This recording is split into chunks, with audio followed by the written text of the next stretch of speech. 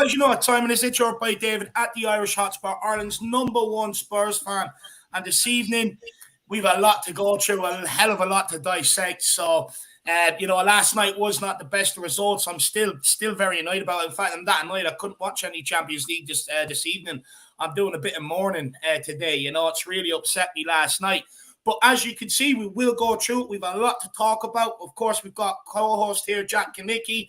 We're joined by Mr. Daigle, and we're joined by Brad Matthews as well for a panel show tonight. So hopefully everyone, participates and enjoys the conversation that we will be having tonight. First of all, Jack, how are you, my man? Doing okay, Dave. Had a good conversation with Sean this morning on the Twitter sphere as well as our YouTube community section regarding the result. Actually, not as sort of kind of end of the world sort of kind of a scenario as I thought it would be, which is nice to see. At the same time, though, I think there are plenty of lessons to be taken from this, plenty of talking points to be taken from this. And as well, who knows, maybe some of our rivals after tonight might be in a similar circumstance with how the Champions League games are going right now for teams like Man City as well. Who knows? Maybe they'll find themselves in a similar talking point tomorrow, Dave. So it just shows that you can never take any game too lightly. And even myself, I might have taken that game a bit too lightly yesterday. I thought it was going to be an easy win for Spurs. Shows just there is no easy game now. Yeah, do you know what?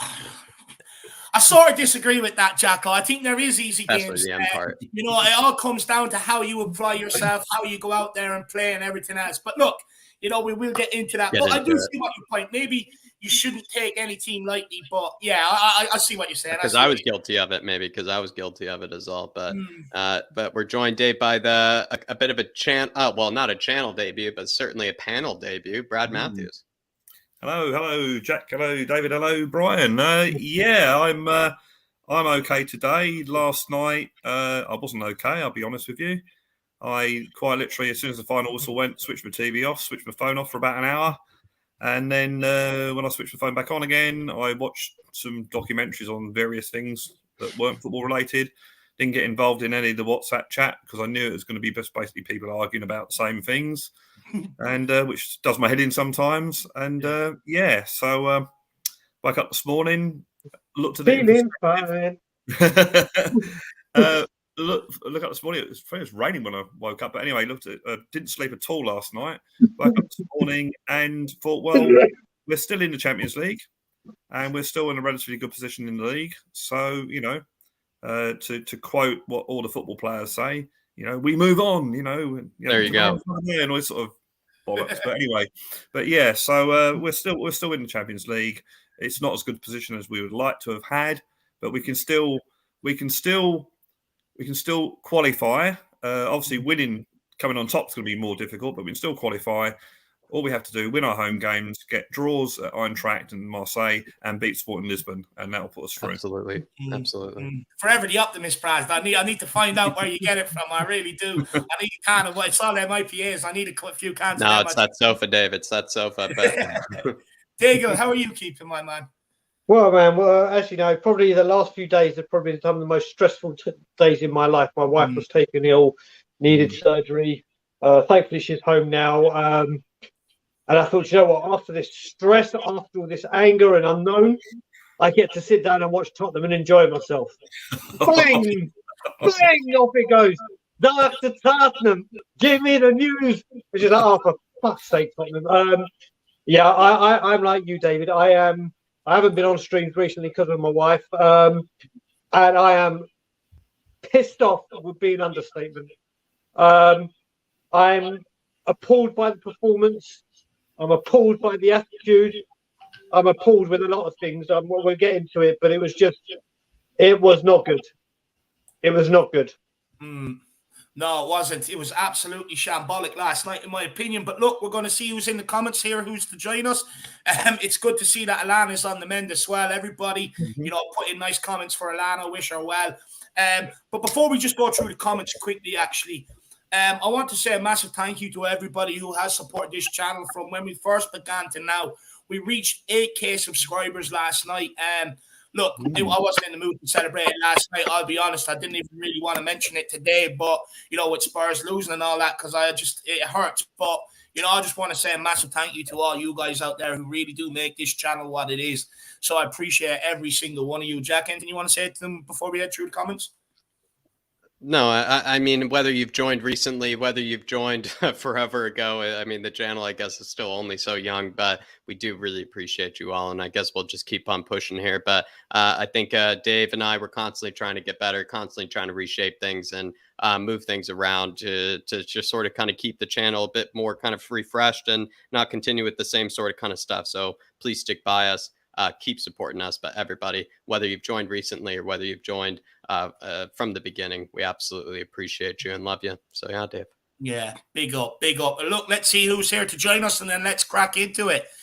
Frank Lass says, let's make it 7 unbeaten in the Prem. Come on, you Spurs. P.S. Go the Flat Cap Army. Big up, Frank Lass. I was looking at the optimistic side. I absolutely love that. Dermo's in the building. Dermotron, big yourself up. Says, big up, guys, and let's go again on Saturday.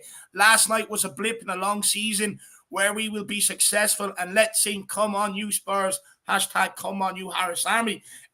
Again, another very optimistic comment. Really appreciate that, Dermo. Look, I'll be honest, I'm still a bit angry today. It's probably because I didn't get to vent earlier on the Twitter reacts, I would say. But and spending the day with my old lad talking about Tottenham, he's riled me up again. So, look, I'm looking at it a bit differently today. But big yourself up, Dermo. I admire that, my man. Really appreciate the support. Mick Hermelot, good to see you in the building, brother. We've got Rob Ragnarsson says, glad to see the optimism, hearing all the negative comments after a loss when things have been going so well. Come on, you Spurs. Well, look, I'll be honest with you today. You're probably going to get both sides of the coin, if I'm being honest. I saw, look, it is what it is. Everyone is entitled to their opinion. But big up, my man. We have got Jiu-Jitsu Boy 69. Be careful, this guy, he kicked the head off you. He says the manager needs to have a plan A, B, and C, and more trust in the squad. No one's happy with losing. Let's see if we kick on in the next game. Absolutely fair point, my man. Absolutely spot on. I think everybody has to take a bit of criticism from last night personally. John N says, every evening, everyone, disappointing result last night, but we go again against Leicester and get those 3 points. Keep up the great work for us Spurs fans, and come on, you Spurs. Yeah, really disappointing last night, my man. Look, Leicester, I hope we can put in a very good performance and go and smash them, especially heading into the international break. It'd be nice to have that bit of confidence heading in there, my man. Big up, John N. We've got King Huddle. Our major issue is the midfield too. Both are A, often outnumbered and overworked, and B, insufficiently creative and offensive-minded to unlock our front three. It's limiting our full potential as a side. Very interesting point. Look, we will be talking about that midfield as well. A lot of people are unhappy with it, over the last few weeks, so we will talk about it. Derek Hutchins says, good evening, David and Jack. That lot of so-called Spurs players last night were an absolute disgrace, unfit to wear the shirts, bloody rubbish. Look, I think last night's performance was absolutely disgraceful, if I'm being honest with you. Derek, I think, we failed to show up. The jerking circle that happened at 87 minutes really annoyed me, and I will be speaking about that as well tonight. Big yourself up, Derek Hutchinson. We've got Mark New. Defeat will be the turning point in our season. Bench Emerson on Saturday. He was atrocious last night, by the way. And play Doherty or Jedi to feed our strikers. Hashtag Kulu up front or back up right wing back. We'll be talking about Kulu as well. I think it was who was the guy that made the point last night on the end of the watch round, Jack? And you remember about Richarlison and Kulu? Paul Markey, that's who it was, made a very good point about Richarlison and Kulu. I'm sure the different ways that they play, the different positions they take up, etc. Yeah, I know what you're saying now, Dave. Yeah, he made some very good point. Tala Ahmed says, big up, everyone. Big up, Tala. Good to see you. I hope you're keeping well, my man. We've got Sue Smith, the butt of everyone's joke shit again, peed off and bored with it. Absolutely agree with you. This has got to stop happening around Europe. So Nigel Watson says, big up all. Come on, you Spurs. Stephen Cartwright says, it's not only the players who need a wake-up call. Enoch and Levy do. Enoch and Levy out. Big up, my man. Good to see you in, Stevie. We've got Pierre Ogie says, big up, Mr. Bagel. Big up, Ogie. Well, who else have we got in here? We've got THFC till I die. Shawnee's in the building. Big up, Shawnee. Hope you're keeping well, my man. Who else have we got here? We've got Tom81. He says, even I'll leave you out. Enoch out. Big up, Tom. Good to see you in the building. We've got Shamu Van Spurs. What is the plan for the T-shirt now, Brian? Okay, so let me just say I did respond to Shamu. As people will know, I got very worried about this, and I am. Funny enough, you wouldn't guess I'm superstitious with this shirt, would you? But it got to the point that I was like, listen, this has only been worn in the league. And I was like, do I wear it in the Champions League and risk it, or do I only keep it for the Premier League? And I can let you guys know that the streak continues because I have not worn it. I didn't wear it against Marseille. I didn't wear it yesterday. I will be wearing it against Leicester. The streak continues. The stain remains. And the Invincibles are still on. Well, there you are, Shamu. There you are, my man. He'll be back out for Leicester. Do not panic. JH says, what does Conte need to change? Easy, start playing Spence instead of Emerson. I see a lot of that today, actually. Carl Higgins, big up all. Good to see you in the build, my man. I hope you're keeping well. Who else have we got here? Let me see. Nomad. He says, this is no blip. I put my mortgage on it. Interesting. Don't put it on it yet. Conte can turn it around. We'll wait and see, my man. Paddy Harnett says, evening, folks. Less of the Dyer and Davies bashing tonight. Look, I'm not actually going to bash them personally, but I will have my say on that backline because I've been repeating the same point time and time again all last season, that when the strikers don't score or not performing, it cannot hold out. But I won't single them out individually, I hope. But big up, Paddy. Hope you're keeping well, my man. Good to see you in the building. Big up, Johnny Stokes. Good evening, Dave, Jack, and Brian. I hope you're keeping well, my man. We've got Matt Doherty in the building. Big up. Good to see you in the house. We've got Roman numerals says Kulu and Richarlison need to be on the field together. We click. Interesting. We will be talking about that. Do not worry, my man. Evan McCabe says, will you guys be watching Madison and saying if only? Nah, I hope not. Hope not, Evan. I really do hope not, my man. And big up Derek Smith as well. Good evening. All. Good to see you. But Jacko, it's that time of the evening where we hand it over to you, my man. Let's get into it. Take it over. Hand it over to me here, Dave. I think we'll start with Daigle because I'm pretty sure he's probably etching to go. But this is really just kind of where the blame lies sort of kind of question maybe after last night's performance. It's just kind of sort of maybe after you finish that game, Brian, where was, maybe your frustration lying the most in? And when it comes to that performance, I feel like there were numerous reasons from Spurs fans for why we had such poor performance. Some were saying it was kind of Conte's substitution. Some were saying it was the back line. Others were saying the front three was really wasteful. Is there one reason, or there may be kind of is the blame sort of shared? Would you say maybe by the team? Listen. People know who I'm going to blame, and I am going to blame him, but it isn't just him. It isn't just him. I'm going to start there because I'm going to start my way at the top and work my way down. I tweeted this morning and I said, same shit, different manager. Same shit, different season. Same shit, different excuse. Same shit, different owners. Okay, they are. I'm sorry. People go, oh, you keep looking back in history. Well, that's what you do with history. You look back, and it's fundamentally a huge issue. But there are more to blame here. There are more to blame here. He will always be public enemy numero uno for me, and people know that. So I can go in heavy on him, but I need to focus this on where it needs to be focused on, which is. First of all, the team. There are players. Listen, someone tweeted yesterday, and it made me. And someone tweeted in a Chelsea, a Manchester City, a Liverpool, an Eric Dyer of this world doesn't get 8 seasons to carry on this shit. Yeah. They don't get it. It's like you're not good enough. Out you go. Replacement in. Off we go. Yeah. We continuously do this. Which again is a bit of the owners because we continuously do this. But what you've got to look at is there's players there that need to grow a set of fucking balls. Especially away from home in Europe, it feels like, Brian. It feels like they're very comfortable maybe in their own skin at home, but it's a different story away from home in Europe. Again, I was speaking to David and you guys behind the scenes as well when we said Harry Kane and Hugo Lloris have come out against when we lost to Zagreb and when we lost to Mura, saying we have to learn from this. We have to learn from this.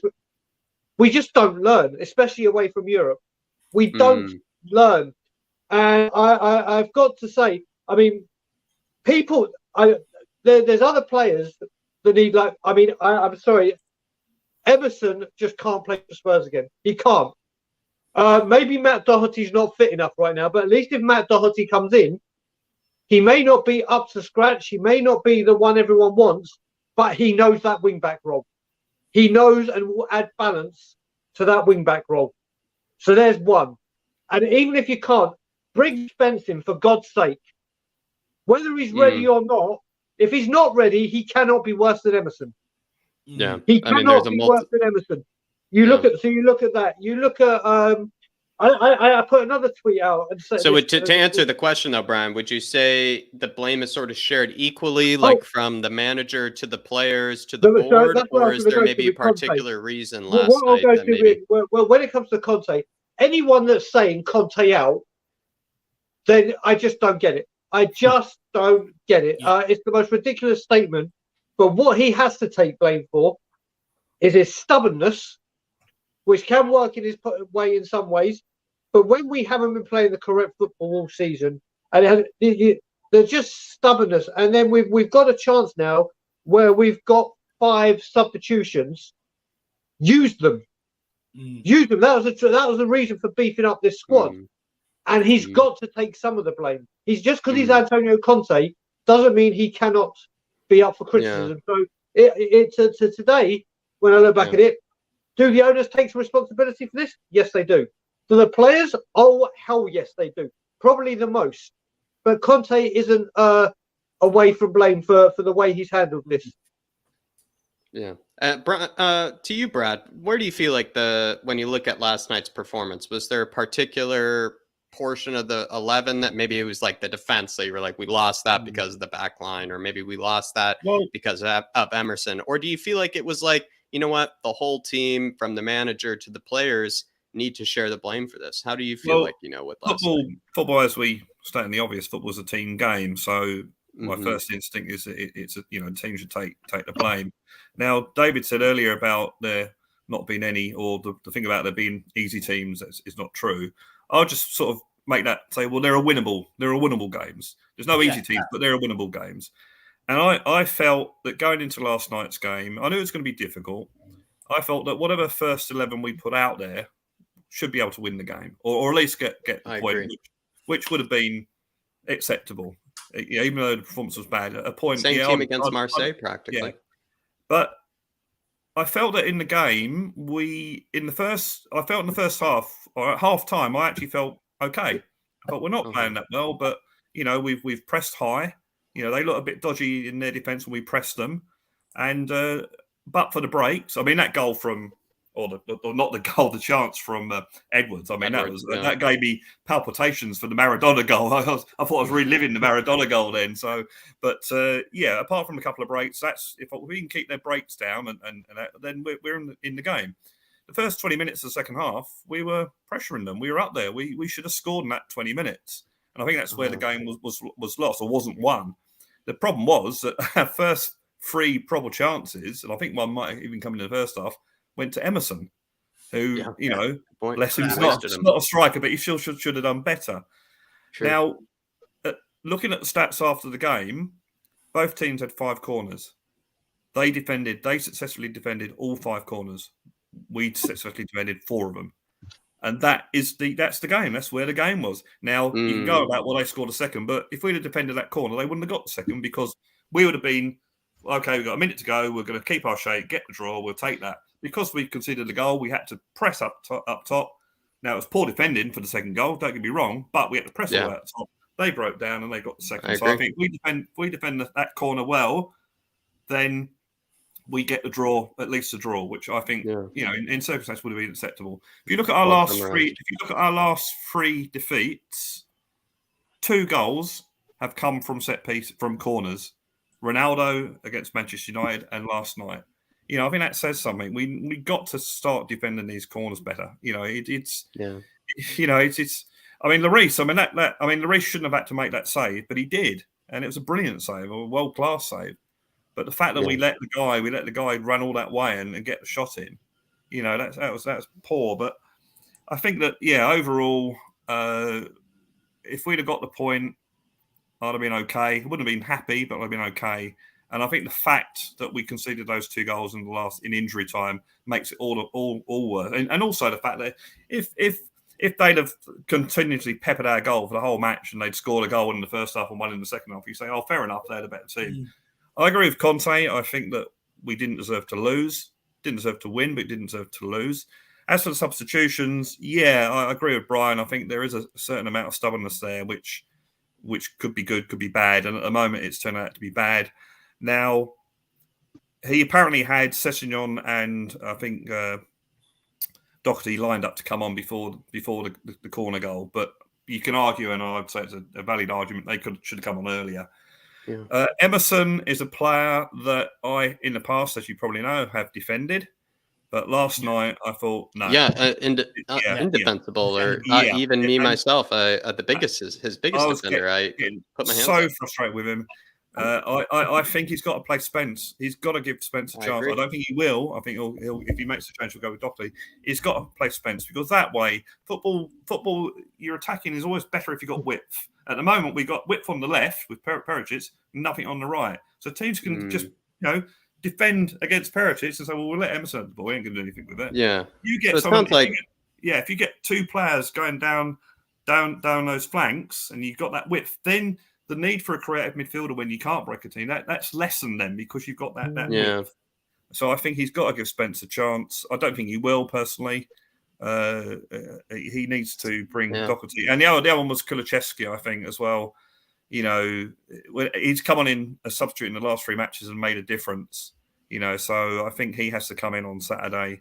And Son, he's off form. Rotate him, put him on the bench for a couple of games. And see how that goes.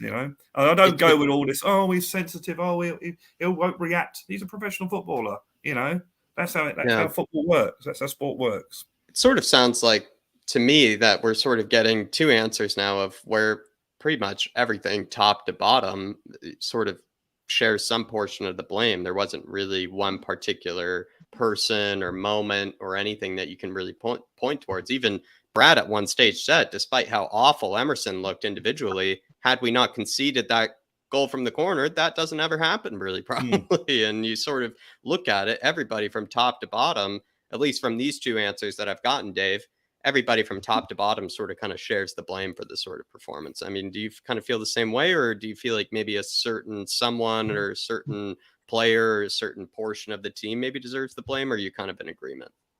Now, before I go into my analysis, I do want to say it's not the end of the world. Like, we do have Leicester to put it right, and it is our first loss of the season. So let me put that out there first. But when it comes to portions of blame, I hate to say it, but I think that centre-back or that extra defender not coming in the January transfer window has come back to haunt us, which, I did say would happen. I can understand why it didn't happen. Certain players that are the number 1 targets didn't want to come here. But I think that has come back to haunt us last night again. I think the players on the pitch, I actually think the performance was cowardly. I thought it was borderline disgraceful, if I'm being quite honest. And that's from 1 to 11. 1 to 11. Harry Kane, absolutely shambolic last night. Where's your bollock? Stand up and be counted in these moments. You're the guy we're supposed to look to. Sonny, same situation. Richarlison, if the flicks aren't working, learn to fucking take a touch and get turned on the football. You go into Emerson, absolutely disgraceful last night. It has to be dropped for Leicester. I don't care. I've defended the guy. I don't think he was as bad as people were letting on when they were talking about him, but last night was absolutely disgraceful. His problem is he's flat-footed. He's never on his toes, and that's why he can't whip crosses in. That's why he fails to skin players. I think the defence, same old thing.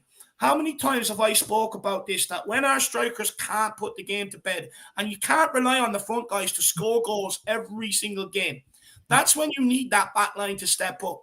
Did it step up last night? No, it didn't. Same problems as last season.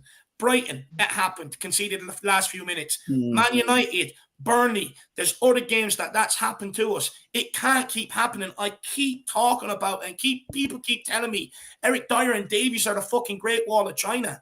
I said it yesterday before the game. That Davies change could come back to haunt us. There's a clear difference on how we play out from the back. And then that also goes on to Conte. Putting in Davies over Langley should never have happened, ever, in my opinion. Langley is far superior than Ben Davies. But also, why is he leaving it till 78, 80 minutes to make a substitution when things aren't working? Make that substitution 55, 60 minutes. There needs to be standards held accountable around this football club, and I'm going to get onto that now in a sec. But make that substitute early. Make that substitute early and give someone a rocket up the hole out there and hopefully spark some life and injection into that team in that second half. And I don't want to hear this that he didn't have the options off the bench. He did have the options off the bench. Could have switched to a back four at any time. Could have brought on Jed Spence for Emerson at any time. Could have went to a 3 in midfield at any time and bring Basuma in there. Could have brought on Kulusevski a lot earlier. So Conte has a lot to answer for last night. But I'm knowing it, and I want to say this. I see some things with Conte out and, everyone putting everything on Conte. Are we going to learn? We've done the same to Jose Mourinho when he was here. Done the same to Pochettino at times when he was here. We've got to learn from them mistakes. You can't put everything on the manager. You've still got players in here that failed Pochettino, that failed Mourinho, that failed, that are starting to let Conte down at times. And I'm talking about the likes of Davies. I'm talking about the likes of Dyer. I'm talking about the likes of Doherty. Players like that. When they're still here, I'm not going to put anything on the manager. For me, last night, I think at least 70% of it has to go on the players. And the reason why I say that, 2 lessons we need to learn here. Now, 87 minutes before they scored the corner, their winger cut in, bet 2 players, and got a shot off. Now, Hugo Lloris, Eric Dyer, Perisic, what's their first thing they do? Have a jerking circle. Let's all high-five each other. Oh, and Hugo Lloris, captain, right? Let's high-five Ben Davies. Instead of going, Ben, why are you standing there like a fucking tree? Why did you let him run by you? No, he high-fives him. Same to Perisic. Why didn't he say the same to Perisic? You're supposed to be world-class. Why is he cutting inside you? And then Eric Dyer's standing there like fucking a gnome. Standing there with his hands behind his back instead of coming out and closing down the space on the shot. And then they all go over to high-five each other. And I said it there and then, Jack. I said it there and then. I've got a bad feeling about this. Why are they high-fiving each other? Hugo Lloris, as a World Cup winning captain, should be standing there bollocking them. And I guarantee you that goal from the corner doesn't happen. But because they think it's all okay, that goal from the corner happens. Second point. We switched off near the end of the first half. Only Hugo Lloris somehow kept out Marcus' shot. And then we can see 2 right at the end of the second half. Are our players switching off and thinking the job is done? It's absolutely shambolic. But high-fiving each other, we're drawn against the team we should be beating in the 87 minutes. Well done, Hugo. Another clean sheet today. We're going to keep Dave off our back. And then they switch off for the corner. Absolutely shambolic. There's a number of issues. We'll get into that. No. We'll get into that. I do have a quick question, though, before I move into the next one. And it is something that I think just needs to be probably brought up now before I forget. So I probably might ask, actually, Brad on this one. Brad, there's only one substitution actually made in that game, and it was made quite late into the game. Were you frustrated that Conte only made one change? Do you think he should have made more changes? Yeah, I was actually in a WhatsApp conversation with a couple of my friends during the game, and I made the comment that I felt we should have made the change because actually against Marseille, he did make 2 or 3 changes when it wasn't going well. I don't know why he didn't last time. I made the thing that he maybe should have brought Kulusevski on for Emerson, like he did against Marseille, because that gives you more of a like a wing back, and you keep your forwards on there if you want to win the game. So I was surprised at that. Do you feel like he needs to trust his bench more? Is that maybe the problem? Is that I know he seems to stick with the players he likes, but maybe he needs to show a bit of trust to some of the players. This is the whole idea about whether you believe we had a good transfer window or not. We've got a better squad than we had last season, with players on the bench that can come on. He's not looking at youth players like he was last season, although ironically Harvey White was on the bench. But yeah, he's got players on the bench. He's got to trust them. He's got to give. Because how are they going to become part of this team going forward if they're not getting regular football? So I think in that situation, but maybe he was happy with the point. Maybe he thought, okay, we got the point. I'm happy with that. True. And he said that in the past that he would rather leave there without a loss. Well, this is the other thing. What I said about our last 3 defeats, 2 of them have come in the last minutes, the last of the game, and that's what he's been saying. Yeah, you've got to. If you can't win the game, you've got to make sure you don't lose it, and they're doing that. It's funny actually. I'll make one more point. It's funny. No matter what all 4 of us think about Eric Dyer, the panel on BT Sports, which was Peter Crouch, Glenn Hoddle, and Jermaine Jenas, were all praising Eric Dyer, saying he's had the best season he's ever had. Wow's this coming out? Blah blah blah blah. Highlighting all his brilliant bits during the season. So it's really funny. No matter what us 4 individuals might think of Eric Dyer, yeah, there are people out there who think Interestingly, he's a really Brad, good interestingly, none of them three names you mentioned are actually a centre-back, interesting Yeah. enough. So I wouldn't expect them to know what a centre-back is supposed to do. But, well, they should actually know. But look, I mean, and this is what drives me mad. People can go on about these guys, you know, Sanchez, Dyer, Davies, oh, they're the most improved. Of course they're the most improved because they had so much to improve on, more than anybody else. You're not going to stand there and go, oh, fuck me, Kane's the most improved player, because he's always at a certain level, mainly with Son as well. So, of course, they're going to be the most improved. But let's not sit here and be happy about that. As Well, you're right. You shouldn't be here for 7-8 years.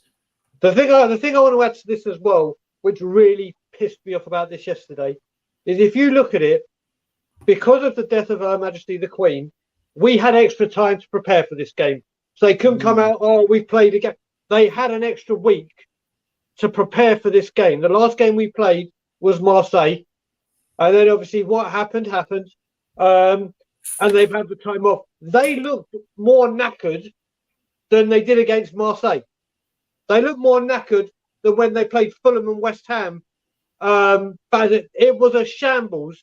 You would have thought they would have been more energetic, more. You could understand if it had been back to back to back to back to back. They've had that week off to prepare and relax. Yeah. And like Conte said, he likes to have any manager. They prefer to have a week with their players to focus on everything. They went out there like they've been on holiday, and they've just. What's funny though, Brian, we've been speaking about before though how Spurs have had a lot of maybe old habits from the transfers this summer in some ways, and I know we repeated some habits, but besides the point, the squad also has always had bad habits. And Brad did mention one of those, how we concede late at games, capitulate late at games, and don't grab the point when we easily can. The kind of what you just mentioned there, just sort of kind of makes me think of that as kind of old bad habits, maybe brought up again from Spurs in kind of various ways. And it just goes also to the squad and kind of that performance. And I think what's also kind of crazy is even last season, I do remember a few games, if I recall, or maybe just one or two in particular, where Spurs did have a big break before going into a relatively easy game.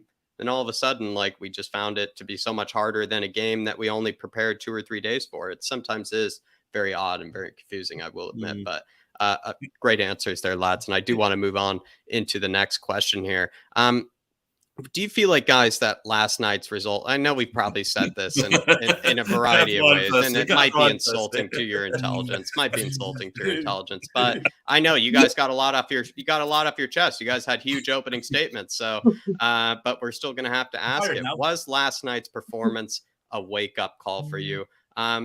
Dave, maybe I'll start with you actually on this one. Was last night's performance a wake-up call? Did you maybe see this coming, or did this need to happen? Where do you stand on it? Look, I'll be honest, the wake-up call should have been West Ham, if I'm being quite frankly, brutally honest. You know, the way we capitulated in the second half, the way we nonchalantly switched off and gave them that goal, that should have been our wake-up call. That's a wake-up call to any team that has ambitions of winning a title, that every drop in any sort of point, you know, it serves as a wake-up call. We shouldn't have to wait to go out and be embarrassed in Europe yet fucking again to get a wake-up call. Enes Mora, was that not a wake-up call for half of them guys?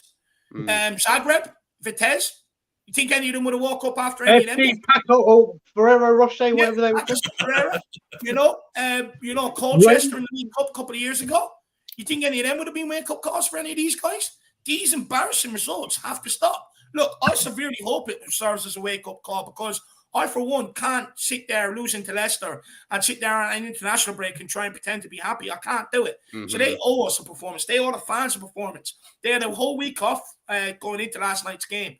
So I hope they've all come together. Conte and the players have come together today and had strong words with each other. I don't want any of this, oh, look, you could have done better there. No. I want someone to stand up and say, Dyer, why didn't you close down that shot? Davies, why did he cut inside? You know, guys, why did we all switch off for the fucking second goal? Why did we give up?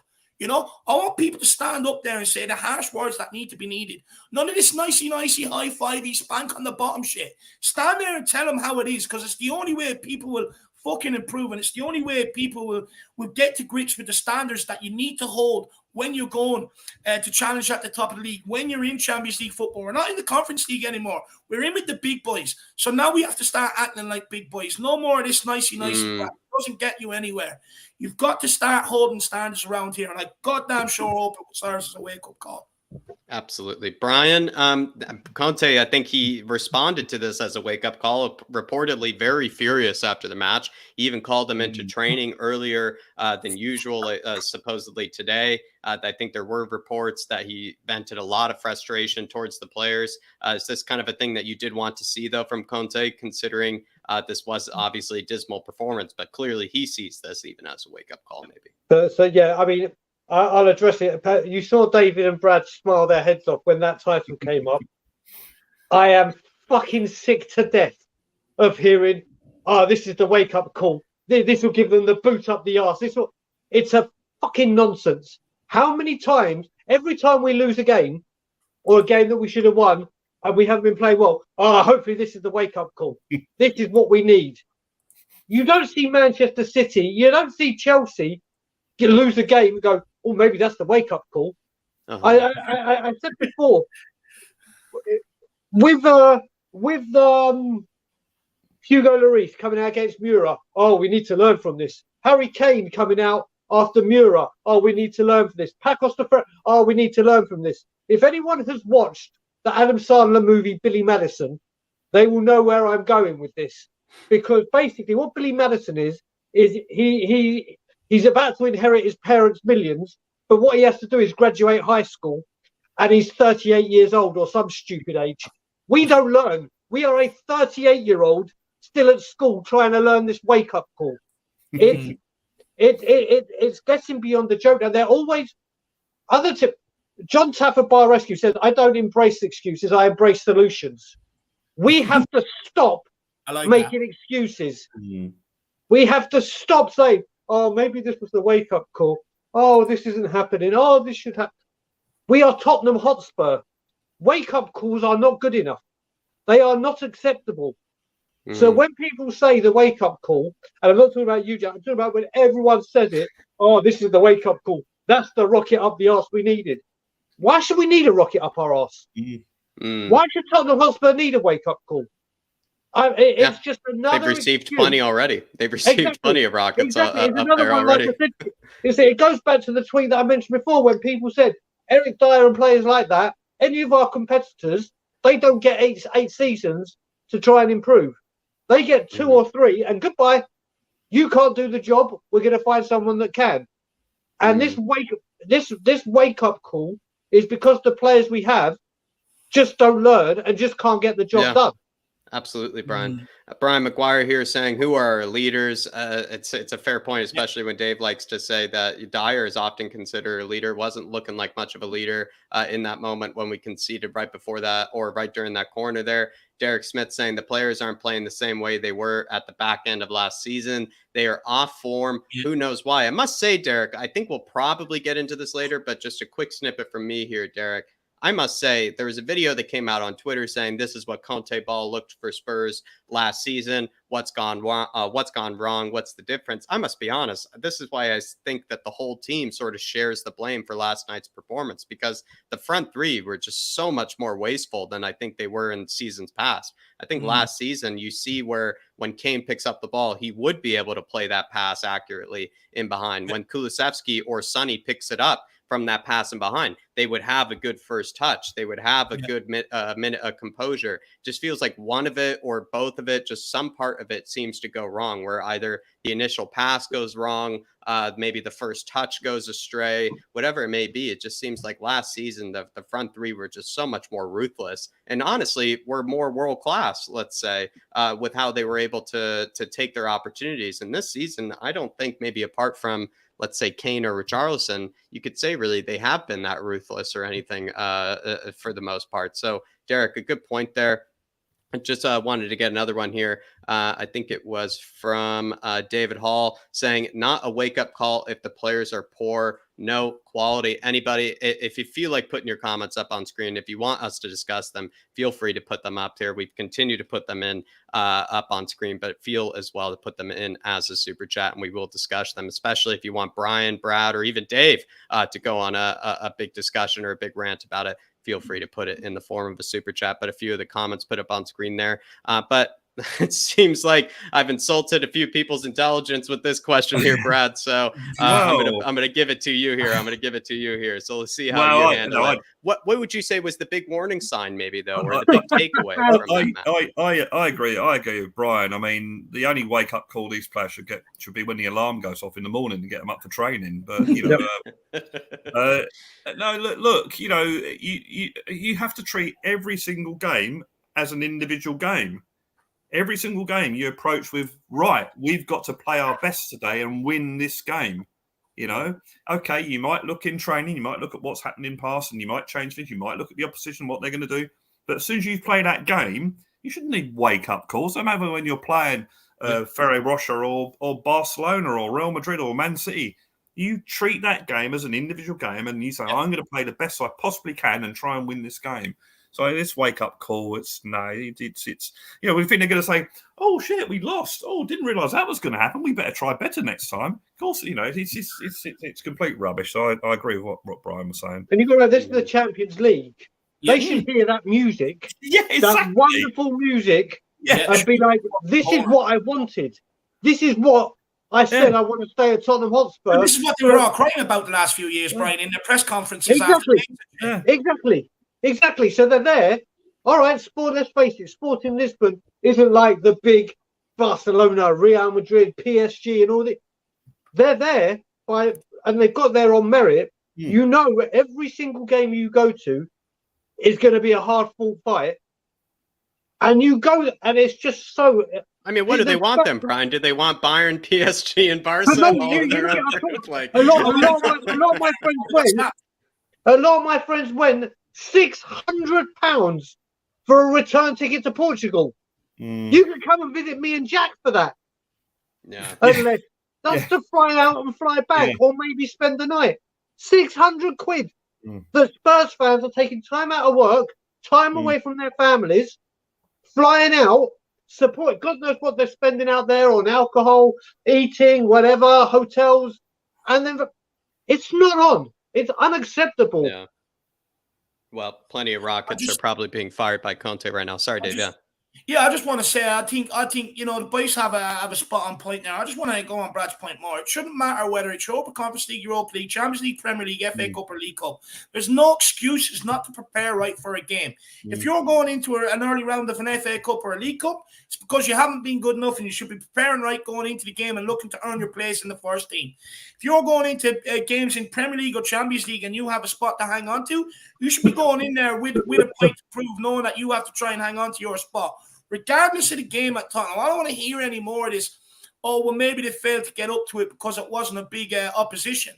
Well, any big opposition we've gone up against in cup finals, semi-finals, or league run-ins over the last few years, we've ultimately ended up failing.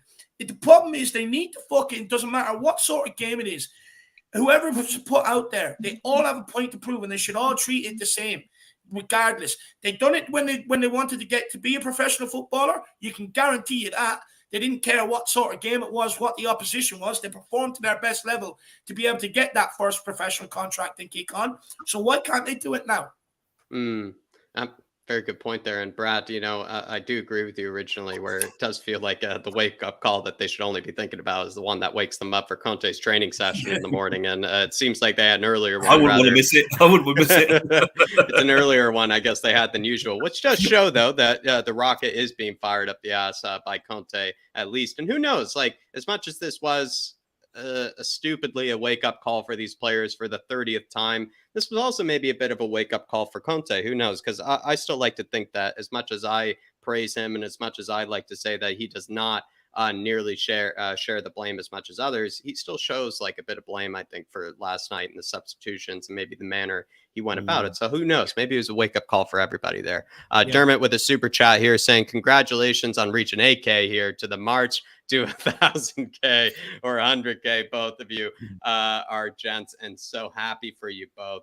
Come on, you Harris Army. Come on, you Flat Cap Army. Absolute legend, Dermot. Really appreciate you, brother. But or 10,000K.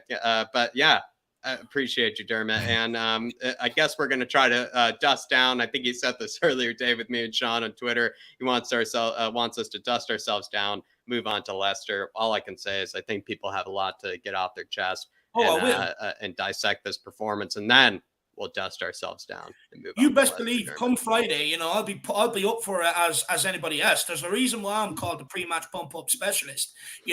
I'll get up for the game, not a bother, but I just can't help it. I have to get it off my chest, otherwise I won't be able to get up for the Leicester game. So, I just need to get it off my chest today. That's what, all these channels are here for. But big up, Dermot, my man. Look, I'll be honest. I think we'll probably cap off at 8K. I don't know. I think me and Jack is probably, I think we've done what we can to get where it is, but we'll see if we can go any further. Dermot, John, big yourself up, my man. And if anybody needs any needed therapy like Dave is getting right now, feel free to put them in the comments and feel free to put them in as the super chat to support the channel. But we're going to keep moving on here from the wake up call question to maybe should we be worried, actually? And Brad, you kind of did touch on it. You did kind of bring up something that I did want to save until now, but it just shows how good you are that you brought it up ahead of time. And I'll maybe just go to you first then, Brad, since you were smart enough to bring it up. Should we be worried that Spurs capitulated at the end of the game? Because Conte does love saving a point. He loves just getting out of there without a defeat, without dropping points, entirely. Should we be worried? 2 goals in injury time. And like Dave has mentioned, Lloris made that spectacular save. They were kind of dapping him up, thinking that maybe everything was okay. They were going to get out of there with the draw. And then, bam, 2 goals all of a sudden. Conceded. Should we be worried how we capitulated at the end of the match? I was always worried about our defending corners. Always worried about us defending corners. But this season and towards the end of last season, we seemed to not be conceding. I thought, okay, maybe we sort that out. So until last night, my worry. I mean, I'm always worried anyway, but you always worry going into the last few minutes of the game because it can happen. But my worry had been lessened over the recent months. But now, after last night, it brings those worries back again. Yeah. So this is something that they've got to work on because it's. Mm-hmm. I don't want to use the word that we're not allowed to use anymore, but that's how I felt last night. I know what you mean. Yeah, and it's. I mean, that's what I mean by those bad habits that we're supposed to be getting rid of. Yeah. Yeah. I mean, I was mumbling. I mean, when the ball went in, that first goal, I just said, I don't believe it. I do not believe it. It's so typical, and yeah, So I hadn't been worried, or not as worried as much as but now it's something we've got to. I mean, it could be helped by being 1 or 2 goals up going into the last few minutes. I mean, we almost blew it against Fulham, which would have been a travesty, really, because we should have. Considering how well we played. I mean, their keeper was amazing that day. But, yeah, we still consider that goal after looking comfortable and then for 5 minutes looking a bit shaky. Yeah. Yeah. So, no, it is a worrying thing. But it's worrying, but let's face it. Most football fans, when you're winning 1-0 and it's 0-0, you've always got in the back of your mind going into redraw, I don't want to concede a last-minute goal. So you've always got it there. And compared to, I think, the Mourinho season, where we conceded a lot of goals in the last 5 minutes, we haven't done it as much recently. Well, we've only lost, until now, 3 games in the last 21. So, true. So in that respect, but the Fulham goal that you mentioned is a good one, though. 2-0 up. We deserved to be 4-0, 5-0 up, but we did eventually get 2-0 up. They still managed to concede a goal at the end of the game. Well, to make it a bit sketchy for everybody, just to make it a bit uncomfortable. It was a good goal, but it's also poor defending. I think it's Romero let him get onto his shooting foot and he put it in. So, but you can't. Once you got to stop those players getting into that position. But once they're in that position, they get a shot away like he did in that match, where you just say, "Oh, what a goal!" sort of thing. So, but comes down to the fact that we didn't defend the corner last night, and so I'm back to being worried. Should Leicester get a corner on the weekend? Well, let's address the real elephant in the room here. I mean, let's ask the question: why do we keep switching off late in games and conceding goals? Well, I keep saying this: the definition of insanity is keep persisting or keep putting out the same people and expecting different results. Again. Brad talks back to we done it a lot under Jose Mourinho. Well, who's in a lot of your backlines? Dyer, Davies, It keeps happening. Who was there last night? Dyer, Davies. You know, this keeps happening with these guys in the team. Who was in there against West Ham? Dyer, Davies. Who was in there against Man United last season? Dyer. So let's address the real elephant in the room. The reason why it keeps happening is because I've said this time and time again. These guys will have 87 great minutes, but they need to realize the game's 90 fucking plus 4 minutes. Not 87. And that's why I refuse to praise them until the game's over, if ever. Because I just know that's what they do. Even if you want me to go back, I'll pick out a game under Jose Mourinho. Wolves. Cruising. What happens? Ben Davies switches off from a corner. Wolves go and win the game. This is persistent with these guys in the fucking team. So what? Keep talking. So it's probably more of a mental thing than an actual physical ability thing. Yeah, of course it is. Yeah, because you got to say, right, when they had that corner, you got to say, right, I'm heading this ball out. That ball's mine. Much in the same way as when Ronaldo scored against us at Old Trafford. You know, I'm going to win this game for us, and he got the goal from the corner. And so it's a mental thing. And how do you coach that? I don't know. How do you coach that?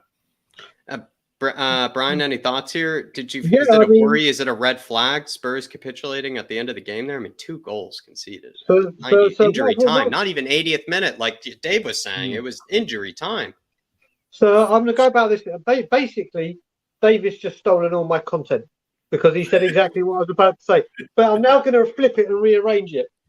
Listen, what we have got used to, and what we've always kind of been known for, if you look under the Pochettino era, it was scoring goals in the last minute we were doing for fun. We were the team that did this because our fitness was up and the way we played under Poch.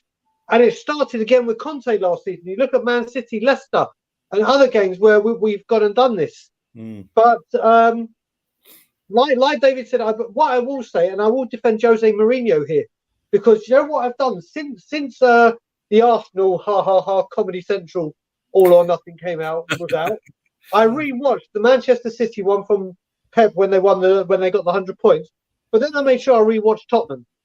And you know what? Every single thing Jose Mourinho says, if you go back and reflect on what he says in those and you put it to now, he's absolutely bang on the fucking money. Whether it comes to being horrible, that word. When it comes to the Wolves game, not that one, but the one where it may have been that one. But when he said, as soon as we start breaking, what do the Wolves do? Bang, they take you out. Bang, they take you out. You just let them walk. You just let them. And the biggest thing that he said, and it's so true, same players, different manager. Definitely.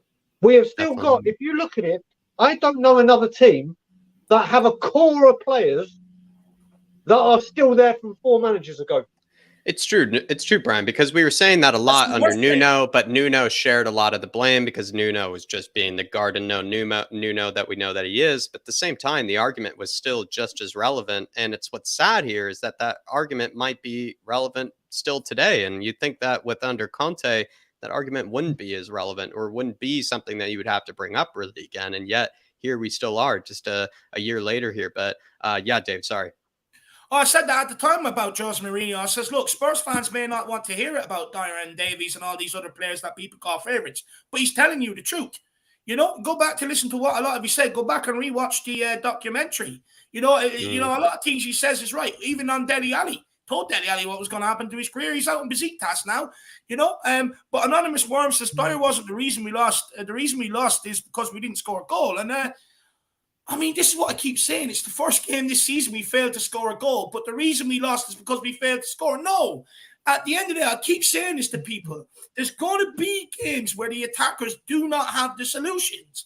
But that's when you rely on your backline. You don't rely on your backline when you're beating teams 2-3-0 every week. You don't need them. You rely on your backline when you can't score goals. Can we do that? No. And it's been proven time and time again since Conte's been here. It's been proven time and time again under Jose Mourinho as well. And it's the same players. And until they change, this will not change. You're going to still keep seeing late goals happen against us when the games are in the balance. I don't enjoy sitting here saying this, but it's the bloody truth. It's what I sit there and I see it. You know, no one wants to talk about it. Everyone wants to just go, oh, well, yeah, no, late goal again. This can't keep happening. But let's talk about why. Dyer and Davies are not the Great Wall of China that most people think they are. They're nowhere near it. They have their flaws. In fact, Davies is nowhere near the level he was last season, even. You know, but the reason why these stuff keep happening is because it's the same players. Everyone, look up the definition in insanity. It'll tell you everything you need to know. Well, just to save your voice. Yeah, Brian, sorry. I was just about to say, it's the same. That's what you've got to look at. And once again, and this is why when it came to the end of the transfer window, I went ballistic. Because, yes, we've strengthened, but once again, we have not addressed key vital issues. We have not addressed the back line at all. Longley, yeah, he's coming up. The centre back needed to be addressed or needed serious competition or someone a lot better than Dyer to raise Dyer's game. Creativity has not been addressed. So it's all well and good buying the bits around it. But if you've got a problem, if your electric's out in your house, you don't go fix the plumbing and then you go fix the root cause of the problem and deal with it. And once again, as a club, we have not strengthened a vital component. David's bang on right. If you're winning 3-2, whatever, you don't need your back line. Yes, to try and keep the clean sheet, but they're taking the burden off you. If we're not scoring, the burden is on the defence. We need you to keep it tight. So if we get a chance, and they're not doing their job. Speaking of which, though, Brad, I mean, they were keeping it tight until 87, 88 minutes. And then Lloris makes a spectacular save, I must say, after another kind of great run from one of their forwards. And they're all kind of high-fiving Lloris, all kind of giving him a bit of love for basically keeping them in the game there.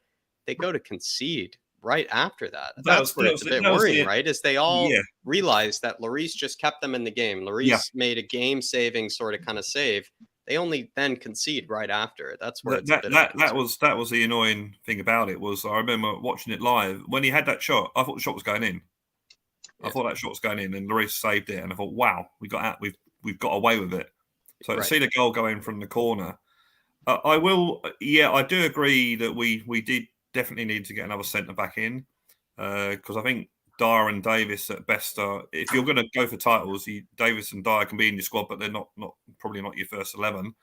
But I will say that no matter what, a decent centre back, a decent defence line should be able to defend the corner or direct from a corner.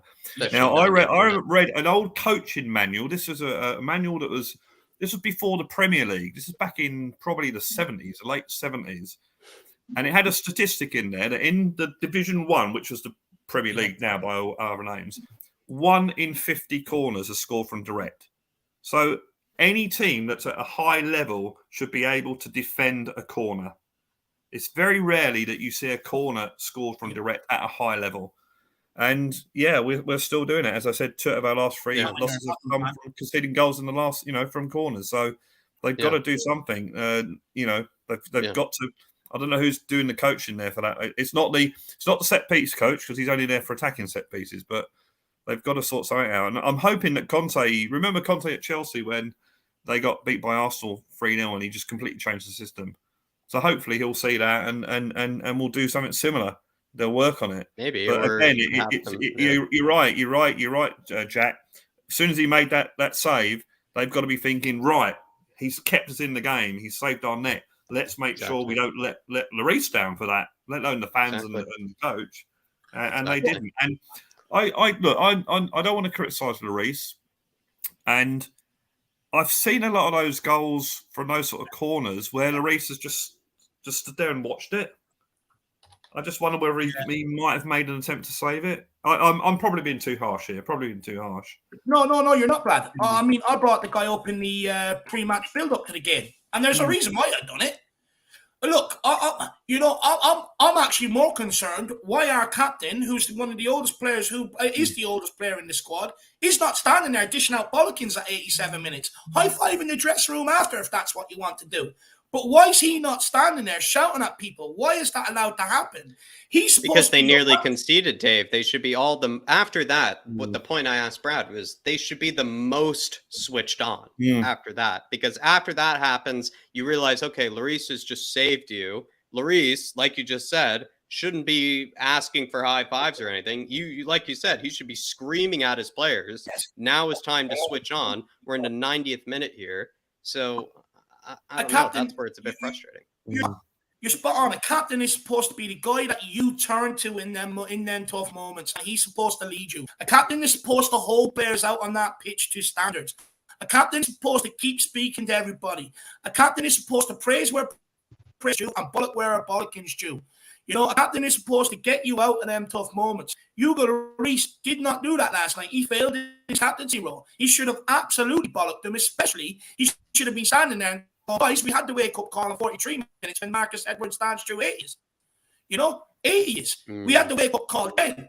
You know, why is this still happening towards the end of this half? Wake up. Hugo Lloris, instead of standing there high-fiving, be a fucking captain. Football, if you want to be a winner, it's all good being mates and stuff like that, but you also have to be able to call each other out and hold each other accountable. It's the only way these sort of stuff creeps out of the game, and it's not happening. It is not happening. I can't believe we can see the 2 late goals, especially after Marcus Edwards danced through 8 of them at the end of the first half, and only that was a freak save from Hugo Lloris, and he kept it out. When he saved it, it went at an unusual angle and went out. We got lucky with that. It should never have happened again at the end of the half. Absolutely disgraceful. He has to also be held accountable. But also, the zone. I said this before after the Chelsea game, Jack. You know, we've got to realise this. What is it? Zonal marking is not working for Tottenham. It's not working. Yeah, no, it doesn't. We've got to go man for man. The irony is that the goal I scored from the corner was similar to ones that we seem to do when we're attacking. But the thing is, though, with this zonal marking, you're in a spot. You're responsible for a certain I've never liked it. I've never liked it. A spot. So if you're putting in an in swinger or an out swinger, all the opposition players are the ones running at you gaining momentum. So you're trying to stand, you're trying to jump from a standing position. They're jumping with the momentum. They're going to win that every single day of the week unless you have a fucking 7-foot giant standing there. Yeah, you'll need some trees. You would need some trees in there in order to do it. You're absolutely right. And I must say, like, what made me think about that, where as Lloris as a captain, you look at someone who I really don't enjoy or like, which is Pickford. You kind of look at the two demeanors there. Pickford, after making that save, even in the 5th minute, 6th minute, whatever it be, he screams at his players to stay switched on and like saying, like, there's no reason I should be making that sort of save. I know in that moment when if Pickford, let's say, made that save, knowing him, he probably wouldn't have made that save. That's how good Lloris is. But he would have been screaming at his players, and I would imagine they wouldn't have conceded from that following corner because he was screaming at his players to stay switched on. I really think it was that simple. And I think it is something that, while it might be a really minute detail that we're bringing up, it sort of leads to the capitulation of this side, because Lloris saves you. You keep the clean sheet in that moment. You should then realize, listen, the clean sheet has been saved. We're probably not going to get out of here maybe with all 3 points. Let's just at least make, the boss happy, and at least make ourselves a bit happy, at least as the defense, because defenders should take pride in a clean sheet and preserving it, especially when you're reaching those 90th minute stages of the game. That's when it's probably, like I said, I'll continue to use this word, but you would imagine injury time, 90th minute is when they're the most switched on. I think like 80th minute, 75th, those sort of time periods are when you maybe kind of creep in and out of kind of a losing focus. You sort of see why maybe players would do that. But the time in which they did it, it's when they should be the most switched on. And that's where I'm a bit worried. And it does go down to Lloris as well, because Lloris should have been absolutely screaming at his players for making him have to make a world-class save. It was nearly a world-class save at the end of the night. The thing is, though, Jack, right, you're absolutely spot on with what you're saying. I can accept the odd lapse in concentration. Like Liverpool and Man City don't want to win titles without having a screw-up here or there, and a lapse in concentration. It doesn't happen at 92nd minute, 93rd minute. But it's the frequency it happens, and it's in the big moments it happens as well, Jack. It's not like it's happening when we're 2-3-0 up. It's happening in the big moments, and that's what the killer is about it. Look, mistakes are going to happen, but at the end of the day, I mean, they train all week for this. It's 90 minutes, so you're asking them for the whole week to stay concentrated. 90 fucking minutes. I'm not asking for a miracle. I'm asking for an hour and a half of their playing. Sorry, an hour. I'll give it grace because the extra time. An hour and 40 minutes of their time is all I'm bloody asking for. Especially with a week break ahead of time. Jerome here giving his thoughts on the Lloris situation. Again, anybody, if you want to give your thoughts on the sort of Lloris conversation, or even just your thoughts on why we conceded at the end of the game, feel free to put it in your comments or as well as a super chat to discuss it. But Jerome here saying, I agree, Lloris should have done better with the second goal as well. Get out as soon as you see Emerson got spun. I didn't even think about that, Jerome. Probably you might be right there. I was sort of betrayed by Emerson. I've kind of given that guy a lot of defense when I think people were probably giving him too much slack. But as somebody who has defended Emerson, like even Brad said, you just got to hold your hands up. I think he deserves all the blame for that second goal. Emerson does. But I didn't even think about the fact that maybe Lloris could have sort of gotten us out of that. But again, like, it sort of speaks to the fact that I'm sort of piggybacking off Brad so much here, I must say. But what he said in the beginning was, with how, Brad, you said maybe none of these goals get conceded if we hadn't conceded that first one from the corner. That Emerson moment never happens. The second goal's irrelevant. Second goal's, although it was poorly defended, the second goal to me is relevant, because if we defend the corner, we don't get the second goal. Spot on. You know, so it's neither here nor there, the second goal. Brian, you patiently have your hand up. No, I mean, I don't want to address the race. I just want to send a big shout out to Kevin Murphy, who's wanted to put London's red. I mean, how, first of all, the guy has the audacity to come and talk to us on how he comes and talks to us on a Champions League night and say London is red. It just blows my mind. Maybe you should come and maybe you should come and join us when we have a stream on Thursday. Oh no, you can't, because you're going to be watching your team play in the Europa League. So noise down. At the moment, London is white. It's not Thursday yet. It's exactly. You got your days muddled up, mate. You can't blame him. He's getting pumped up for Timbuktu out in Azerbaijan. I mean, you can't blame him. That's what it must be, mate. Also got a Middle-earth, don't they? They got a Middle-earth as well. It's that Thursday night, and I must admit, that new video I've seen for BT Sport, where they're all going, yeah, it's Thursdays. I mean, very good. Enjoy that while we listen to the champion. But yeah, getting back too much. Yeah. That's too much time to spend on the filth anyway. So we'll come back to Lloris. What would you say to Jerome here, Brian? Do you think he has a point? That's what I was going to say with Lloris. You know what? I look at this, and I've said this for a few years now. When his contract winding down, we need to start looking for that replacement, and we should have brought in someone like who I continuously bang on about, a Jordan Henderson. I'm not saying go get that superstar goalkeeper to come in, but if we'd sign a Jordan Henderson on loan, that is genuine competition for him. Fraser Foster is there to know you are second fiddle. You are going to play Carabao Cup, maybe early stages of FA Cup, and only if Lloris is injured or suspended. That is it.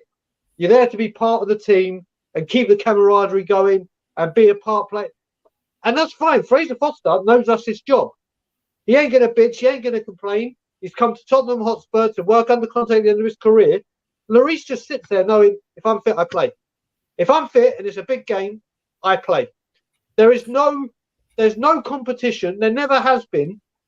And he needs competition. He needs his successor to know, right, you're the heir to the throne. And if you start fucking up, I'm here to take this place before you go.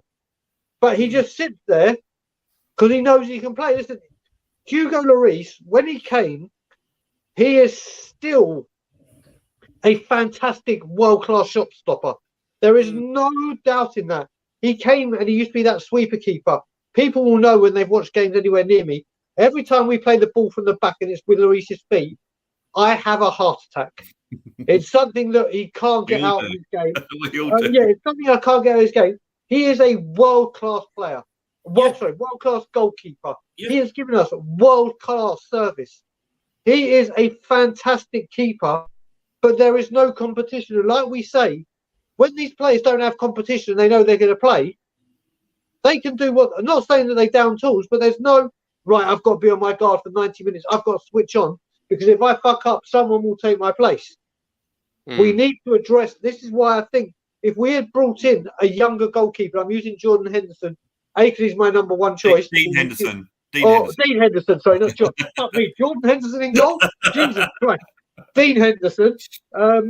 Dean Henderson's my number one choice to take over his. But if there was a keeper that was a young keeper that is a genuine first teamer that is genuinely doing stuff that would come to Tottenham and put pressure on him, I think that adds another 15-20% to Lloris. Supposedly we've been scouting Islam Meslier, who's that guy over at Leeds, which sort of makes sense. French, as well, can obviously be the exact opposite of Lloris. That kid is unbelievable with his feet. Probably needs to work maybe a bit more on his maybe shot stopping ability. But he's kind of the exact I've said this before in the pre-match buildup a few times, where with Lloris, when it comes to his ability with his feet, I do get just as nervous as the next guy. Yeah. I'm also kind of a bit, David even knows this. I'm actually probably even more kind of, I don't know, how would you put the right word, but I'm a bit more sensitive about keepers being good with their feet than the next guy. I actually think it's more crucial than people think, especially with how the game is played today. You really do benefit a lot from having a keeper that's comfortable with receiving the ball, who has a good first touch.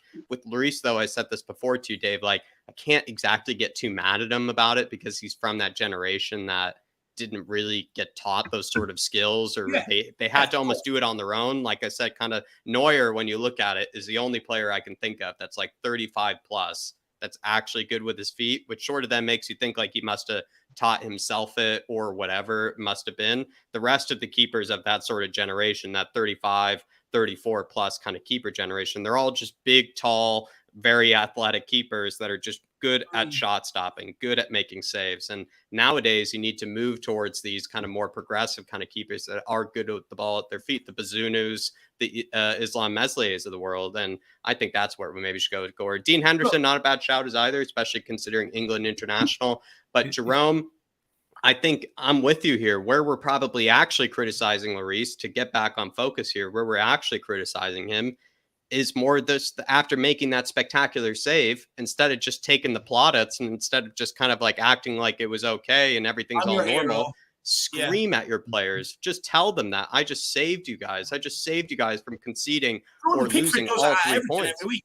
Jordan Pickford does that at Everton every single week. He bollocks them there. And he's nowhere near as good of a keeper. Nowhere near as good. So you would say like someone like Hugo should do that more often. Joe Hart was very, very vocal.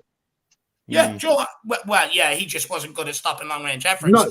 But look, I want to make this clear. I'm not blaming Hugo for last night. I have no problem with. Well, we've already established everybody shares the blame. We've already established everybody shares. Yeah, he pulled off 2 world-class saves at the end of each half. But where I do have a problem is, like you were saying, Jack, it's standing there taking the plaudits. Yes, guys, I'm your hero. There's fucking 5 minutes left of the game. Wake up, bollock them. If Pickford can do it, and he's in a relegation battle every fucking season, Hugo Lloris is supposed to be at the top of his game. As a captain, that's what he needs to do. And I'm at the point where if he's not going to do that, and he's going to keep having these jerking circles and high-fiving and everything else, give it to somebody else that will do it. You are. Big up, Jerome, my man. A great talking point on Lloris. He sets me off, Jerome. Every time he comes in with a comment, he sets me off. Waiting for him to come on that fan show, Jerome. We need you here, my man. We need that voice, honestly, because we need him there at the halftime as well. I swear, I think Jerome would be the excellent person to be giving them that beckoning. But Moondog saying, I'm still fuming over that performance. That was fucking piss poor and embarrassing. It's like they have non-stick boots on and they can't pass. Moondog, I must say, the part about not being able to pass, I think that was most guilty with the front 3. I don't know what it was. It was just like the front 3, from flicks to first time touches to whatever. It was like either they couldn't get a good first touch in one moment. The next moment, they couldn't be able to play the flick on or play the first time pass. It was just everybody was guilty of it. And that's what was making it really strange, where you felt like maybe a game like against Marseille or something like that, Richarlison is the one that sort of holds his head high at the end of the game, because he finished his chances, did what he could in order to get the result. Where you look at last night's performance, Moondog, like I saw Sonny has some shocking touches to some shocking decisions on the ball. I saw Kane go for what I say, Dave, those hero passes and miss every single one of them. We know Kane is capable of playing those passes, and we know, in fact, that we rely on him to play those passes. Don't get me wrong, but I thought he missed every single one of them, if I recall. And then you look at Richarlison, who, like you said, kept going for those flicks, kept going for those first time sort of kind of passes to get things going, but just kept missing them. So why not just take a bit of time, take a touch, get some composure, give it to somebody else? Just the whole front three, I thought were missing passes. And if you ask me in terms of non-stick boots, I would actually give that label to the front three, not actually the rest of the team. I thought the rest of the team were poor in their own regards, in their own sort of unique ways, but it was really the front three that I actually thought were the least connected, or at least on the same page, if you ask me, Moondog. Big up, Moondog. Big up, Moondog. Absolutely spot on. Absolutely spot on. And he says, I'll have to force myself to watch Saturday. I mean, look, I'll be honest. I never force myself to watch any game. I've said this time and time again. I think we'll all agree with this. Beneath the anger of last night's performance, how it capitulated, unfolded, whatever else, I think we'll all agree.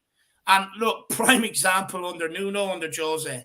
We can get slapped every week. We're still going to turn up there at the next game, sitting there with optimism. I don't think any one of us really deep down forces ourselves to watch the games. In fact, we probably enjoy the punishment. We're a bit sadistic that way. We just enjoy it, you know. Even if we get slapped midweek, I'll still sit there at the weekend like, no, we can turn this around. You know what I mean? We can do everything else. So I don't think anyone will be forcing themselves to watch games, though, Moondog. You go, my man.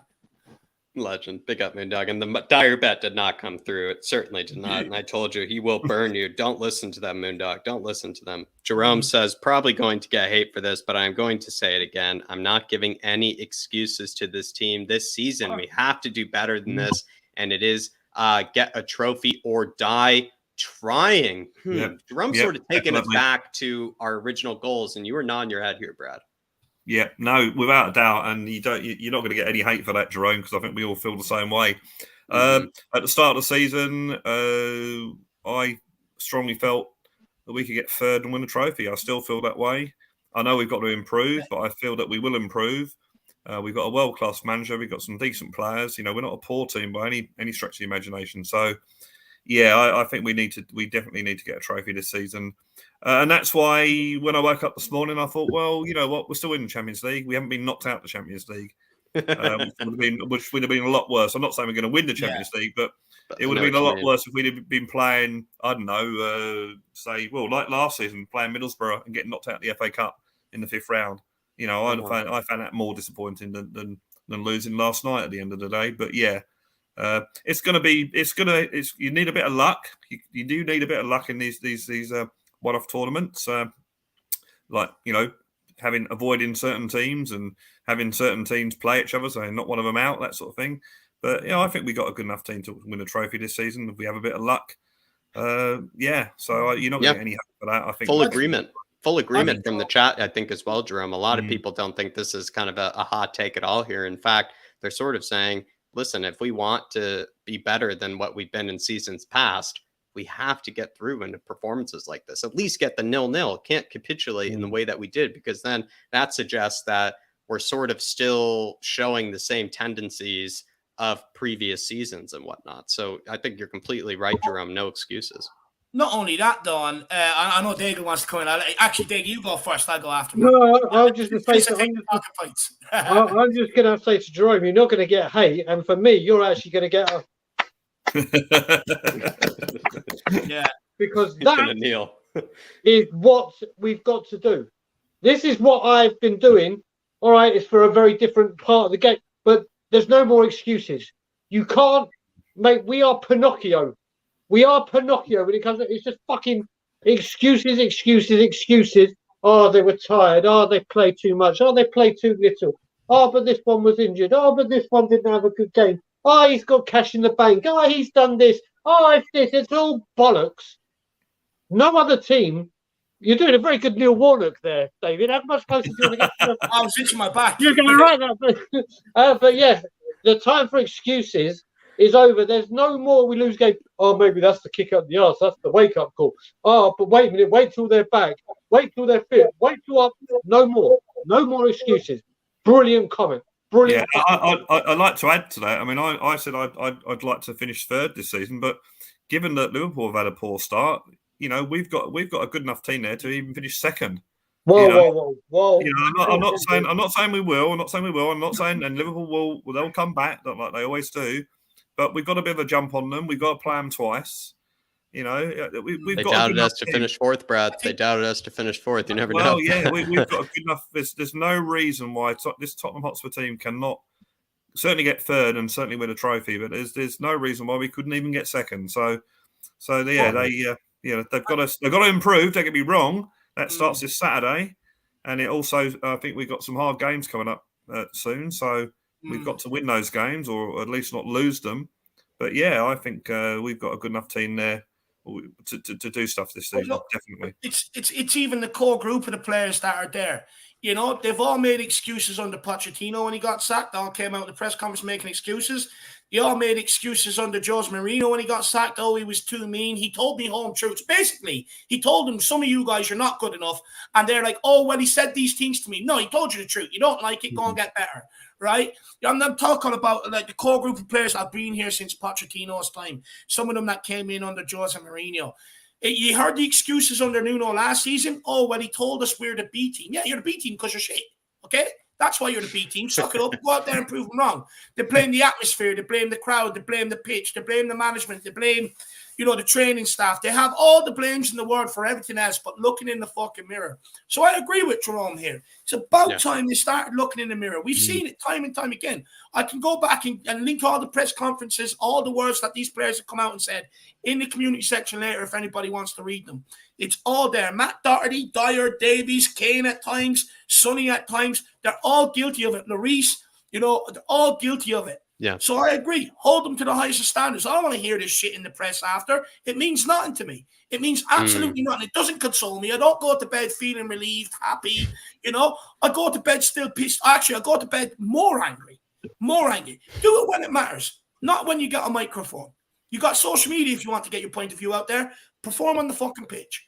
Trophy or die trying. I know Brian Socrates wants a line like that, Jerome. Big up, my man. Really appreciate you. Moondog here with the super chat saying, also, Jerome, plenty of people agree with you in the chat. Don't get me wrong. Moondog says, Sonny should not have been in the team last night. We're going to talk about this, hopefully, if we get to it later, Moondog. But what hasn't been seen yet is Kulusevski, Richarlison, and Kane all starting at the same time. We've all seen a version of something else. We've yet to see those three starting at the same time there, Moondog. Then he also said, if Emerson is picked Saturday, I'm turning the match off. I think Conte at this stage, Moondog, he's played Emerson every match. As much as we like to defend Emerson, at least as much as I like to defend Emerson, he's no Pierre-Emile Højbjerg where he actually rightfully can contend for the first team every single game. I think Emerson is well-deserved a rest and is well-deserved a drop, to be honest, because he's no Højbjerg. He's no player that just challenges in that sort of way. Like maybe he's been the best player for the time being, but after that performance, we need a bit of a rotation. We need a bit of a drop for sure. Going on though, Faz Rapbar says, we only lost one game. Let's stay behind the team. Come on, you Spurs. We're all behind them. We're all behind them. Yeah. This is what I want to say, right? Yeah. Just because you come on here with fair criticisms of the game from last night, we're here to analyze the game, go into it in detail, discuss our opinions, this, that, and the other. It does not mean any one of us here on the panel are not behind this team. We're all behind this team, every single one of us. Definitely. Correct. Correct. We're just trying to dissect it. We're just trying to see, especially if we're thinking about trophies and dying or trying, we're going to have to look at some of these defeats and analyze ourselves, take a look at ourselves. And for the most part, at the end of it, like Dermot wants, dust ourselves down fast. Pick yourself up, my man.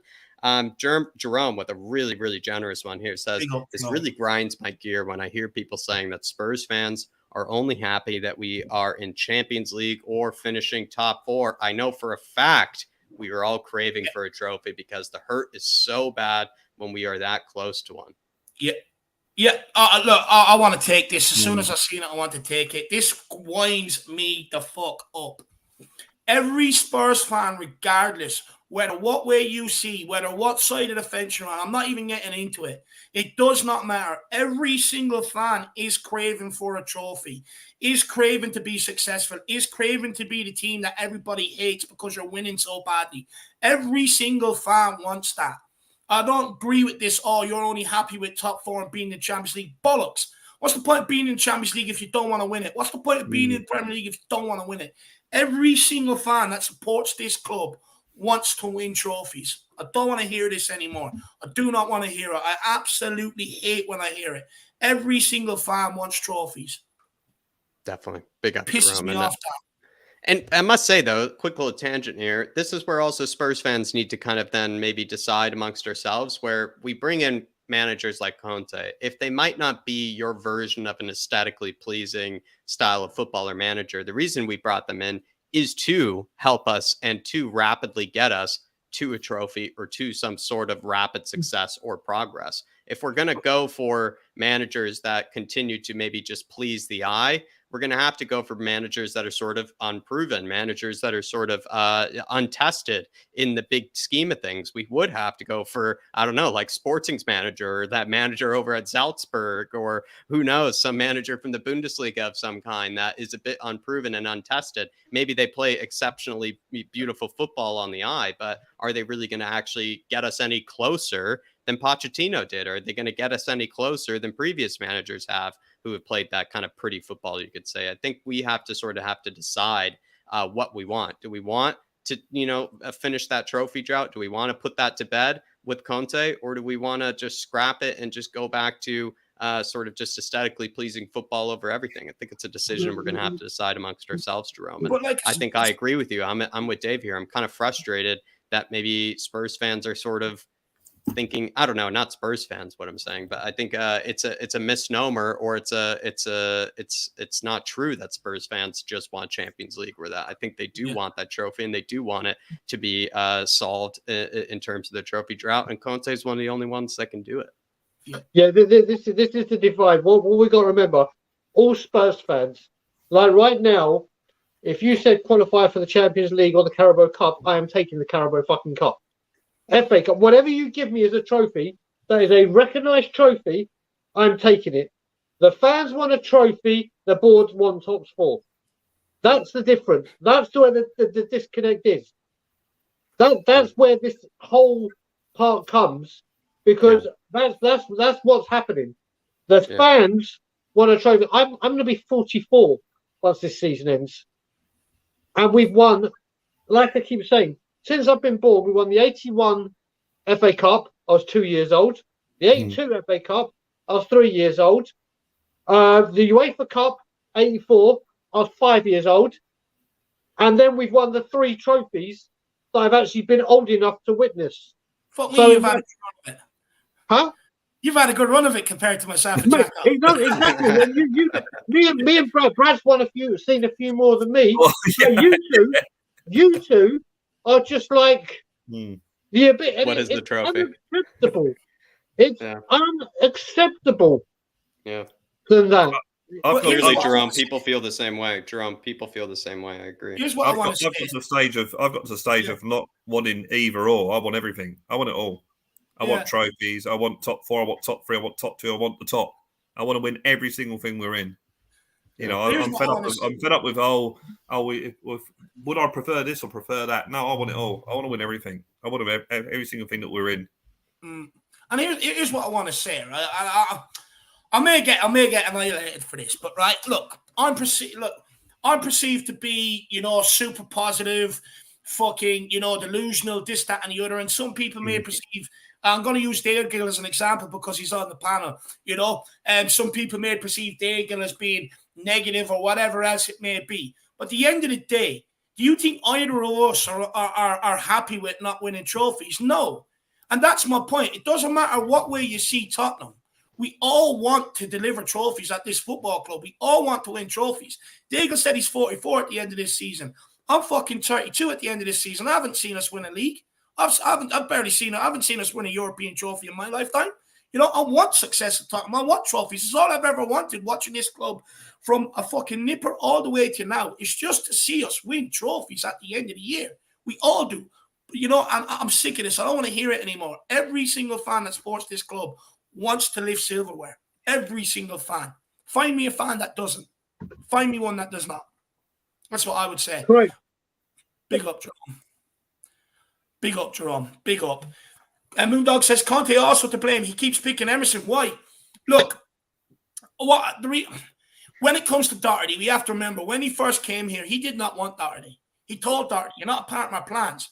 But he did praise Doherty for working his way back into them. But You know, I still don't think that he's a part of his plans, and he's not comfortable with Jed Spence. I don't agree with it. I think Jed Spence should have been brought on there last night to see what he can offer. No point in bringing Doherty on. We already know what he offers. Bring on Jed Spence. Let's see what he can do, in my opinion, Moondog. Absolutely spot on. Spot on. And then he also says, instead of Dyer scoring, I'm betting on God being seen flying on a cloud down Oxford Street playing the guitar. I'll have more chance of winning. Yeah, I'd agree with that. Moondog, though, just gotta start betting on Højbjerg, my man. I know you're addicted to the moon boots bet. It's like I said, it's probably the greatest high in the world is to see the moon boots bet come through after he gets in a goal and assist. But I think you're just gonna have to move on to different Spurs players. But Dave, Moondog for me, just too much of an set. He just needs to get off it. Just needs to get off the Moondog or the moon boots drug. It's a tough drug because when you see that moon boots bet hit once, you just want to keep doing it time and time again. But just going to need to find a different player, my man. Just find Højbjerg. Who knows? Maybe pick someone else who's just as hopeless to score a goal. Maybe pick Emerson, Moondog. Maybe a bit of a love-hate relationship on the bets because you want to see Emerson out the team. Well, maybe start throwing the bets his way. I can tell Moondog he's never going to win that bet because everyone knows that God plays piano, not guitar. So yeah. Good man. Big up, Moondog. Absolute legend. Really appreciate the support, brother. Definitely pick yourself up, Moondog. And then last one here, and then we're gonna have a few more questions to get through. Everybody, D-Trex Kane saying people said the mentality changed when Conte joined the club. Imagine before the game, Dyer starts praising Edwards. This group of players don't deserve praise. I didn't even know that, actually. I guess I didn't really catch that press conference with Eric Dyer. Apparently praising Edwards. I didn't even know. They basically interviewed Dyer before I'm not sure if it was before the game or on the press conference about Edwards because they're both at Spurs together, and Edwards was I think they both trained together at one stage. So I don't think it's much of a thing to get worried about, to be honest. Definitely. Well, sorry, go on. No, I was going to wait. Let's flip a coin, a three-headed coin, and see who goes first. Out of me, Jack, and you. I go, Jack. Go, Jack. You go, buddy. No, I'm always trying to transition now. So please, if you wanna, okay, yeah. I'd love to talk to D-Trex, but D-Trex is another Canadian brother, and I love this man dearly. I love him. First of all, also you got to remember with Dyer, Japhet Tanganga after Twitter. After the game on Twitter, when Marcus Edwards put his comment, Japhet Tanganga and puts the "you're on fire" kind of emoji. It's like you're going on social media and praising the next player who's just played against you and played extremely well. When Conte came in, the mentality did change. But what happened? The mentality changed with him and the players that on his level. On his level. And that's what happened when Conte went into Chelsea and they got battered by the filth. He said, right, 3-4-3, we're switching. What did they do? They went on a 15-game unbeaten run and got Victor Moses playing like goddamn the best right wing back you'd ever seen for that season. He comes to Tottenham and their players are at his level and can do the job and will do the job. But there's a majority of people that can't. They're trying to, and they may have the odd game where they do, but you can't depend on them. Yeah, so when you're talking, it's like if I went into a rocket science course right now, the teacher could fucking say everything. I'd be like, what? What in God's name is going on? I don't understand the thing you're saying. And that's what's happening here. The players that we have aren't at his level. It's simple as. I think, in fact, actually, when you look at people always reference the Moses situation. When you really look at it, I think Conte is fully capable of actually turning a player into a success story like he has with Moses. Don't get me wrong. In fact, he's actually better at it than I think Klopp or actually Pep Guardiola are, because those guys are kind of like only caviar only sort of players that they can really work with, where, you know, Conte has shown he can get a job or a 7 out of 10 from Emerson, and he can get a 7 out of 10 from Hakimi. He has a fine range of players that he can work with. Be interesting. But sorry, Brad, I was just going to finish by saying that I feel like with Conte, though, like, with that Chelsea team, how many Moses like projects did he really have to actually deal with? Where it feels like with Spurs, he has like 2 or 3 Moses like projects happening at once here. And it's like, how many guys can he revive at the same time? How many guys can he turn into miracles, all at once? I think he has made a few miracles already, Antonio Conte, don't get me wrong, but how many can he manage at the same time? Be interesting to actually compare the two teams, what we can perceive as our first 11 against Chelsea teams. Chelsea so can't remember the players they had, and just see if they were similar abilities, whether they were better or worse or whatever. I don't remember them being a really this team's going to go and win the league. So I'd be interested in to compare the two teams. I think the bottom Duda wants Dave even actually compared the Chelsea team to this one, and he brought out a few players that would have been first, into the team sheet right away. So just clarifying my statement about Dyer praising Edwards. I was talking about before the game. After the game, I draw the line. After the game, you shouldn't be tweeting about what a great game you had. Before the game. I feel gutted that we lost. That's how you should be tweeting after the game. So shouldn't be happening before the game either. Look, I think Dietrich has a point here, if I'm being honest. I do think the majority of the mentality has changed throughout the club, throughout Conte and a lot of these players. But you got to remember, someone like Dyer was here when Pochettino was here. Now, Pochettino's ethos was high fives, let's be friendly, etc., etc., etc. Conte's is a lot different. Now, what Dyer displayed there is what Pochettino wanted him to do. Let's be friends. Let's remember Marcus. Probably haven't spoke, by the way, since he's left the club. But let's be friendly to him. Let's put out there in the press and talk about his bollocks. You're going to war. Don't talk about him. In fact, make him feel insignificant. That's what should happen. And I think there is a bit. You still have some of the Pochettino mentality where it's all friendly, and that has to be weaned out. Weaned out. Definitely. We've seen it last night with the high fives, Jacko. Let's all praise each other. Boom, high five. Let's concede a goal. Idiots.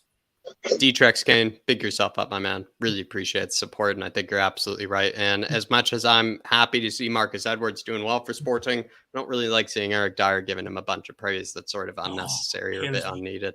Really good point there. It does kind of speak to the mentality there, my man. A few more questions for us to end off on. And again, everybody, Jerome, Dietrich Kane, Moondog, really do appreciate the support. Anybody and anybody else that wants to get their sort of thoughts brought up on screen.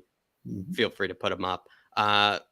Emerson, a bit of a talking point here, guys. We're going to have to bring it up. We're going to have to get through it here. Brian, would you like to see Emerson rotated for the next match? And will Conte even consider dropping him? Because I know everybody would like to see Emerson dropped, but will Conte actually do it is the question, because he's played him every game so far. Mate, I would rather one of my 5 niece or nephews play at right wing back, and the eldest are only 10, than see Emerson play. Enough is enough. Enough is enough. Listen, yes, he may add something defensively, whatever, if you want to say that, but you can't.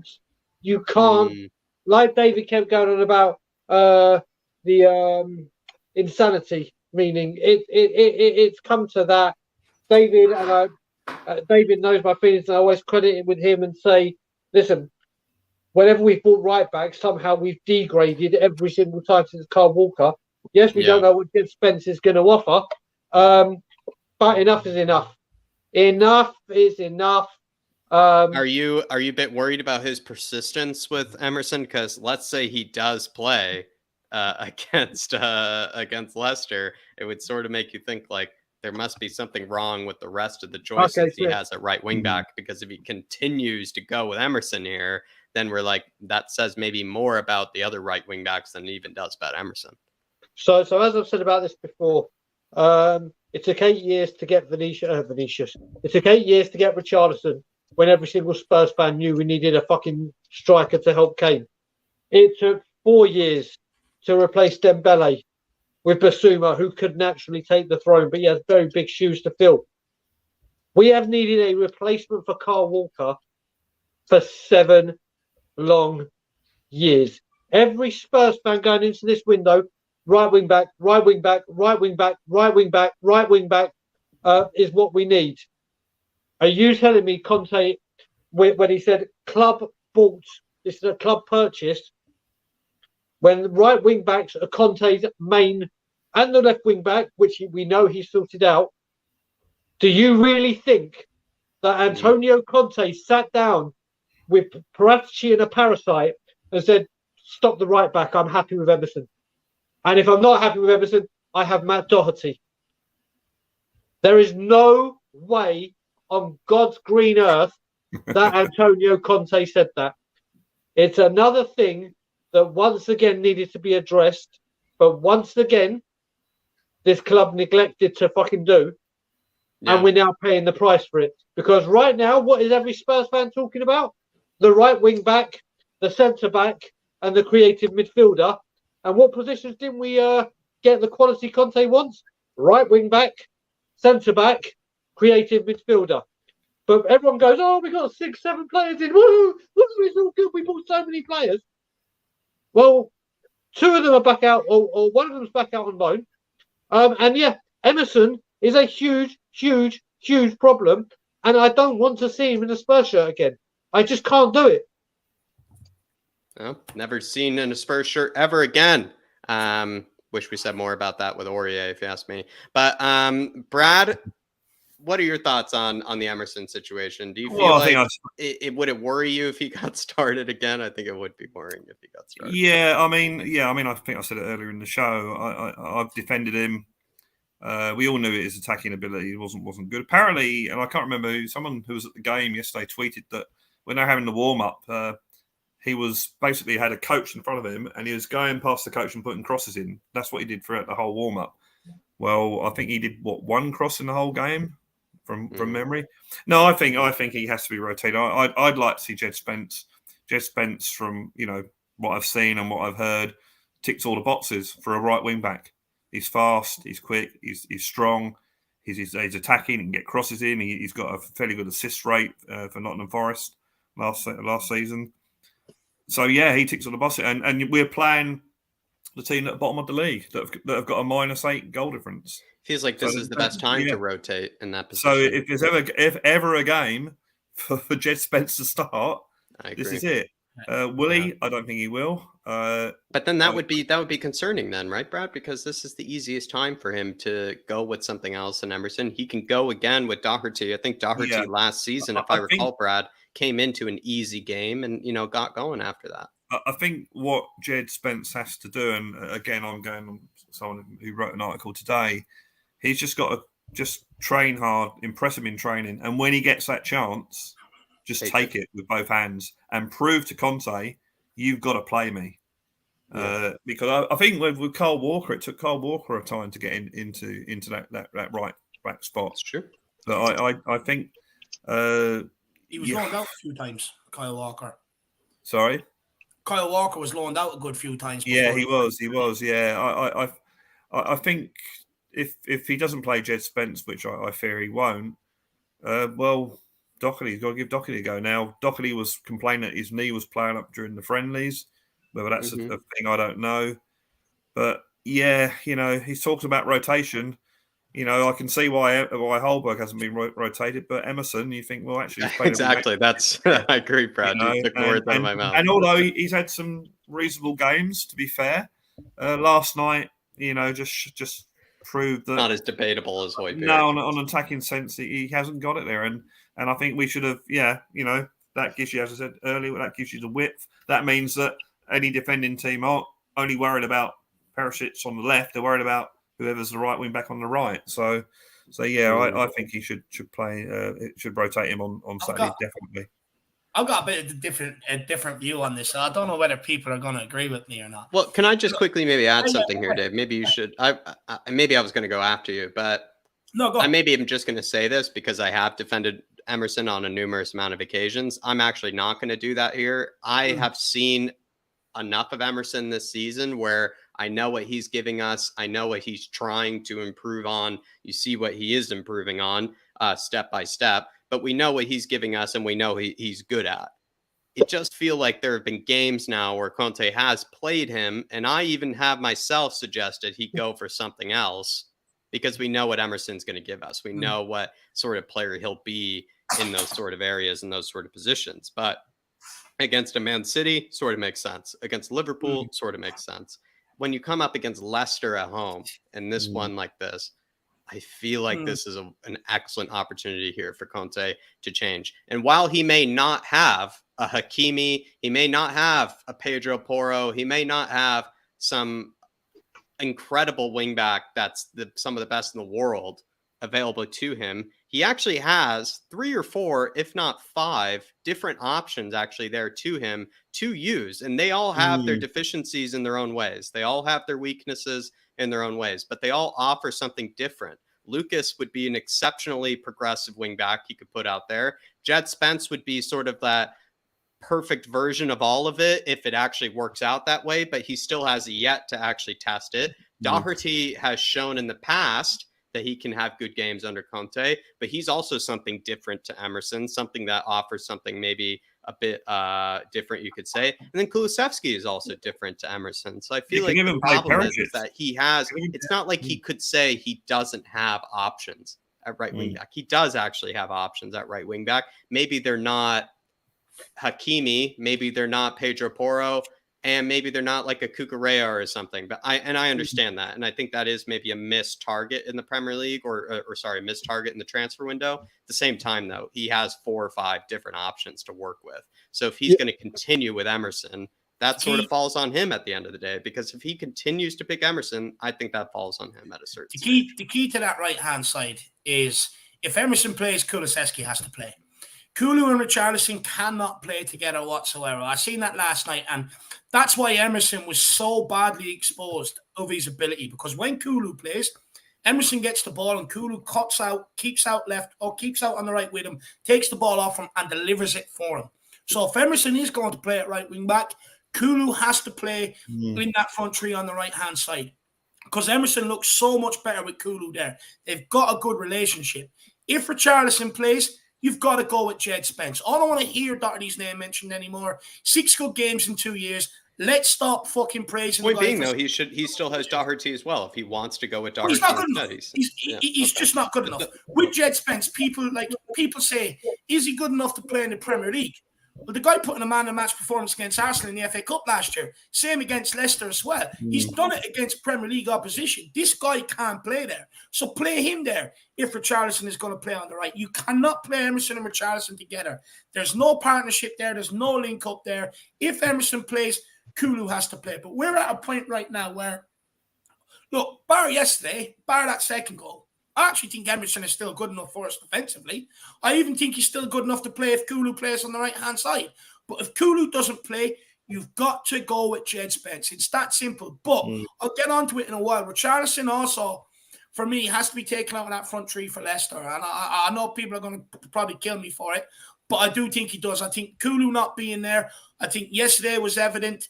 Maybe against Marseille, bar Richarlison scoring the 2 goals, I think, again, was evident. Kulu offers so much more to this team down that right-hand side than maybe what Richarlison does. Richarlison, you bring him on as a sub, put him over on the left if you need to while Son's not performing, or, Dick Kane out if you need to put Richarlison. But Kulu has to play on that right-hand side. I still think we're at a point, and it's sad, but Emerson is still right now, as it stands, our best right wing-back at this club. I don't know if people don't want to hear it, but it's true. He is. He's better than Doherty. No one come and tell me Doherty's better than him. I've watched more than Doherty than any other fan, any other Spurs fan. I've kept an eye on his progress in the Championship and in the Premier League at Wolves because I wanted him to come in and take Coleman's place in the Ireland team. I've watched him every single international duty, and I've watched him at Tottenham. He's not good enough. He's nowhere near good enough to be here. Look, Emerson, you would say, a lot of fans are saying he's not good enough to be here, but he's better than Doherty. And right now, until we see Jed Spence, he's better than Spence. And it's hard to know whether Tottenham have solved that right wing-back problem because we're not seeing Jed Spence. If you give Jed Spence, you might say, okay, the club has got this one right. They were right to bring this guy in, but you don't know until we see the guy play. I just want to add on to this, and mainly what you were going on about, Jack, about saying that there are many options. So let's weigh up these options, shall we? So you've got, obviously, Emerson, who is a right back, who's had to convert to a right wing back. His number one position, and I believe for a wing back, That has got to be Just to quickly challenge, though, how different from what I know, you're about to say, from what I'm guessing you're about to say, how different is this from the Moses situation? How different is this from the Moses situation? With how many, he has 4 or 5 different players to choose from. He can convert one of them into a Moses, certainly. But what I'm saying with you is, when you look at these options, and I'll bring Moses into it, then you've got Matt Doherty, who can play there. That is his position. Wherever you look at it, his desired position and his best position is right wing back. Okay? Then you've got Lucas Moura, who is a right winger that we're going to, or centre midfield, attacking midfielder that will convert because we can't find a place for you. Then you have Kulusevski, who can play there, but he is deadly up top. Deadly. Yep. So, but you have the option to weaken the team by taking him out. Right wing backs is a position you have to lock down. It's a very demanding position. It shouldn't be Perisic with his age. They can do that. But then he has Jet Spence, right? You can't just go, oh, yeah, do you know what? We can't find we'll whack you at right wing back. You've got a bit of pace. You got Moura's crossing is woeful. It's woeful. Just like Emerson's. But then when you look at Victor Moses, Jack, the difference is when you converted Victor Moses to a right wing back, Antonio Conte, when he came into Chelsea, he started playing a different formation. Though it wasn't working, he had 10 world-class players to play in that system. That understood that system like a dream. The Hazards, the Costas, they could all fit into that. Right, we're going to 3-4-3. This is how we play. This is what I want you to do. 10 of them were absolutely geared up for it. Victor Moses was like, right, you're brilliant attacking, but you're not into the game, but you have so much stamina to burn. All I need you to do is keep going up and down, up and down. The 10 players, Gary Neville even said when he played in the Manchester United team, I was the worst player on that team. But I was made to look good because I had 10 players helping me out.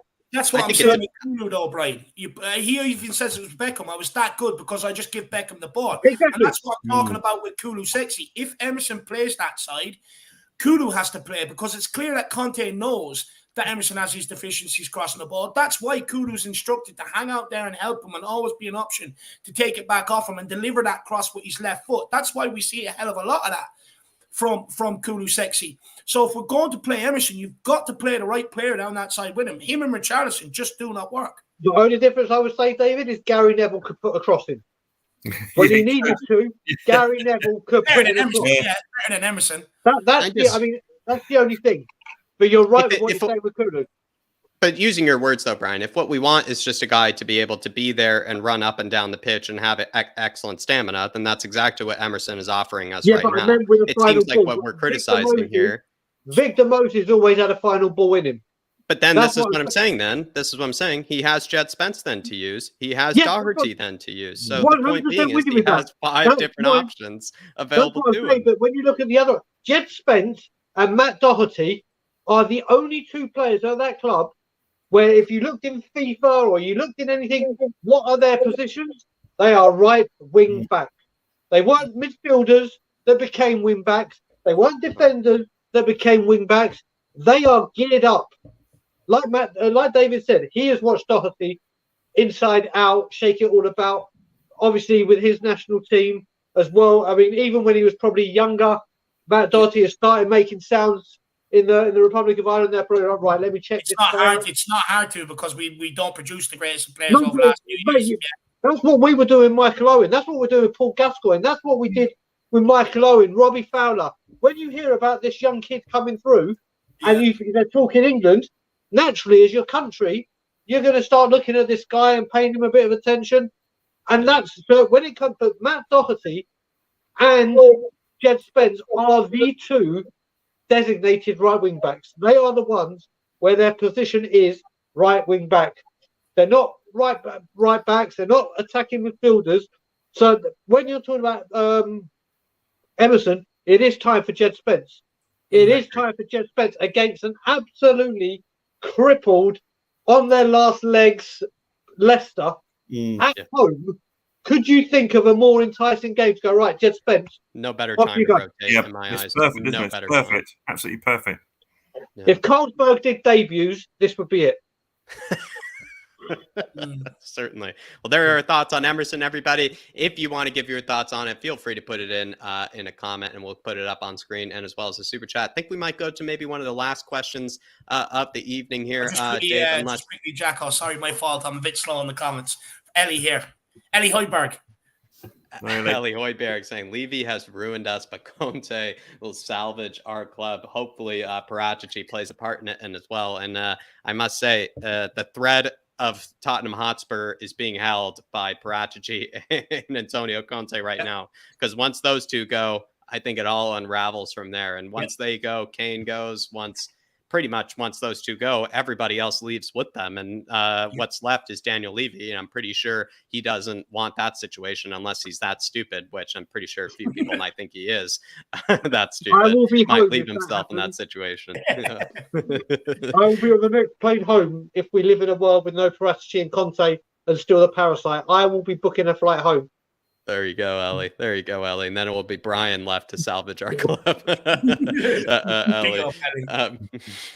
Moving on to the last question of the evening. And I don't know if it's a good one to end on. I'm just going to go to it. Maybe equally as contentious as some of the other ones.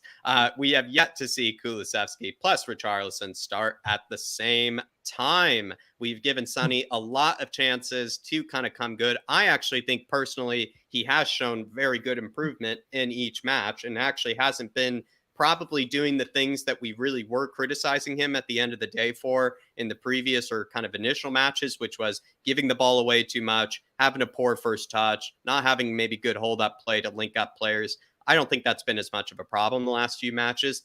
Then again, though, still hasn't scored, still hasn't actually played to the world-class ability that we know Son can. Would you like to see Sonny rested against Leicester? Nope.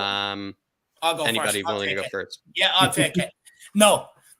For me, right, and hear me out before anyone goes mad at me in the comments, please. I beg you. Right?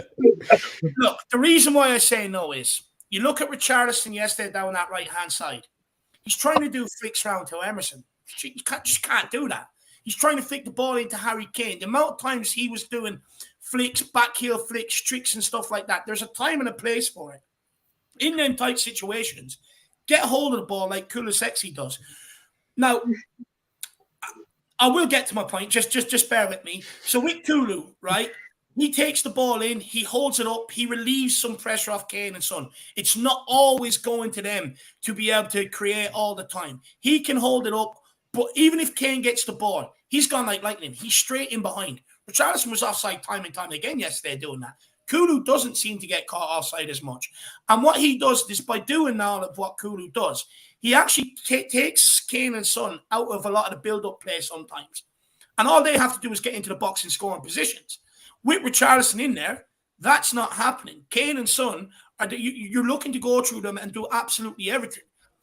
Now, what I will say is, for me, against Leicester, I want to go back to what we done last year. Kane, Son, and Kulusevski.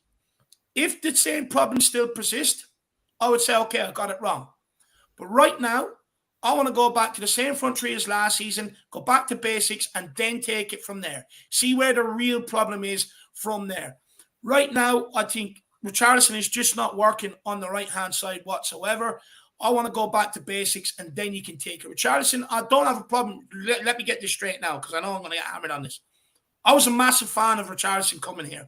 I pushed for Tottenham to sign it. I said it so many times. I really like what Richarlison's about, and I think he's had a great impact since he's got here. I really do.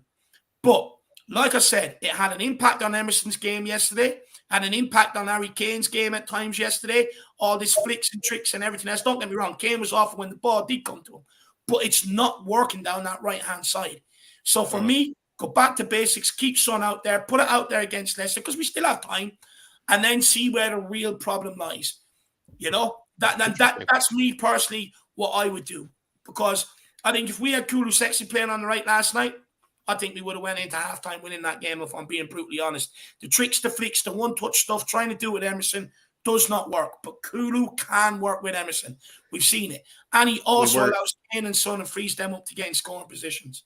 We were a bit wasteful on the ball yesterday, and I think Richie was very guilty of it, maybe the most guilty of it. I think Son and Kane were also a bit guilty of it as well, being wasteful. But you make a good point that someone like Kulusevski would take that extra touch, would have that bit of a composure. He's not as much of a flicks and tricks first time pass or kind of guy.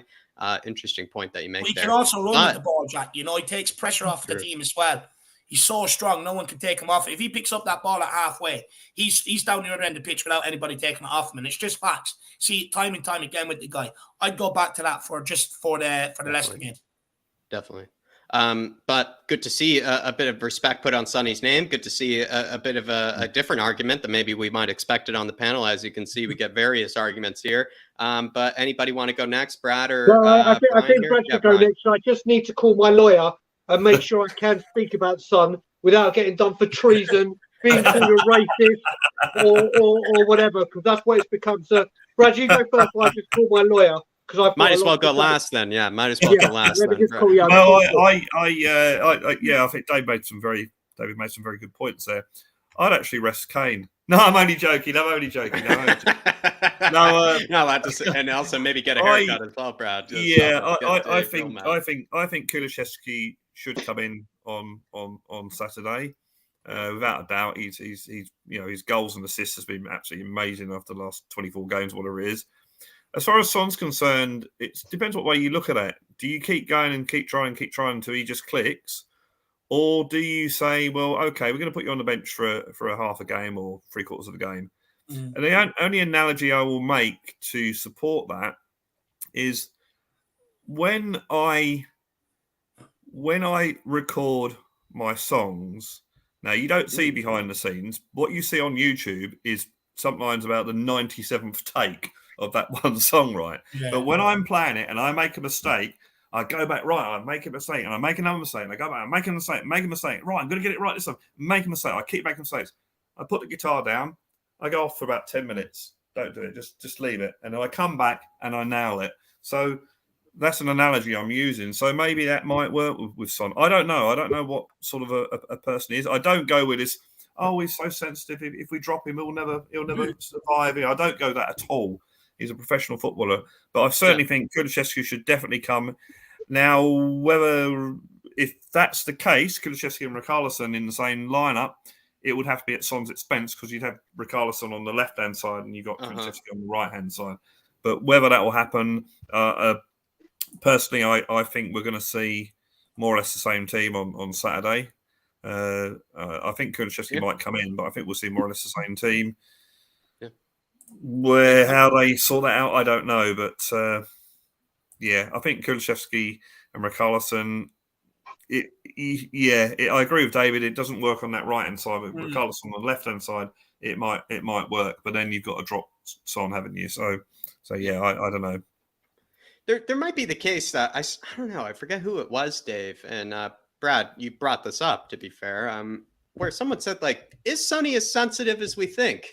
Like, if he does get arrested, does he sit in a corner for a week in a dark room like we kind of have made it out to be? Perhaps he's a bit more professional, a bit hardened. He doesn't have to be like Diego Costa or Zlatan, or anything. He doesn't have to be making Twitter posts saying I'm the best in the world. But at the same time, he should have some confidence. He should have a bit of belief that he can bounce back and that he doesn't need all these favors or anything given to him. I mean, the thing is, like, we've got 4 top forwards there. You can only pick 3, and over a season where you're playing 2 games a week, there's going to be a game where Son, even Kane, is going to be rested. It's going to happen. So these are professional footballers. So if Conte pulls him aside, say, look, it's not working at the moment. I'm going to give you a bit of a rest on Saturday. He's a professional footballer. He's got to sit down and set that. That's the modern game. It's a squad game now. He's got it set that. You look at Man City and Liverpool when they were up the top winning things. You'd see a game where Salah was not playing in, I think, a Champions League game from memory. Yeah. So everyone, the whole world didn't sort of suddenly stop when that happened. So it's just a fact of life. So yeah. If Harry Kane ever gets dropped, my whole world will stop, Brad. Especially if he changes the current haircut. Dave loves the current haircut. His world will change. Any haircut on Harry is good.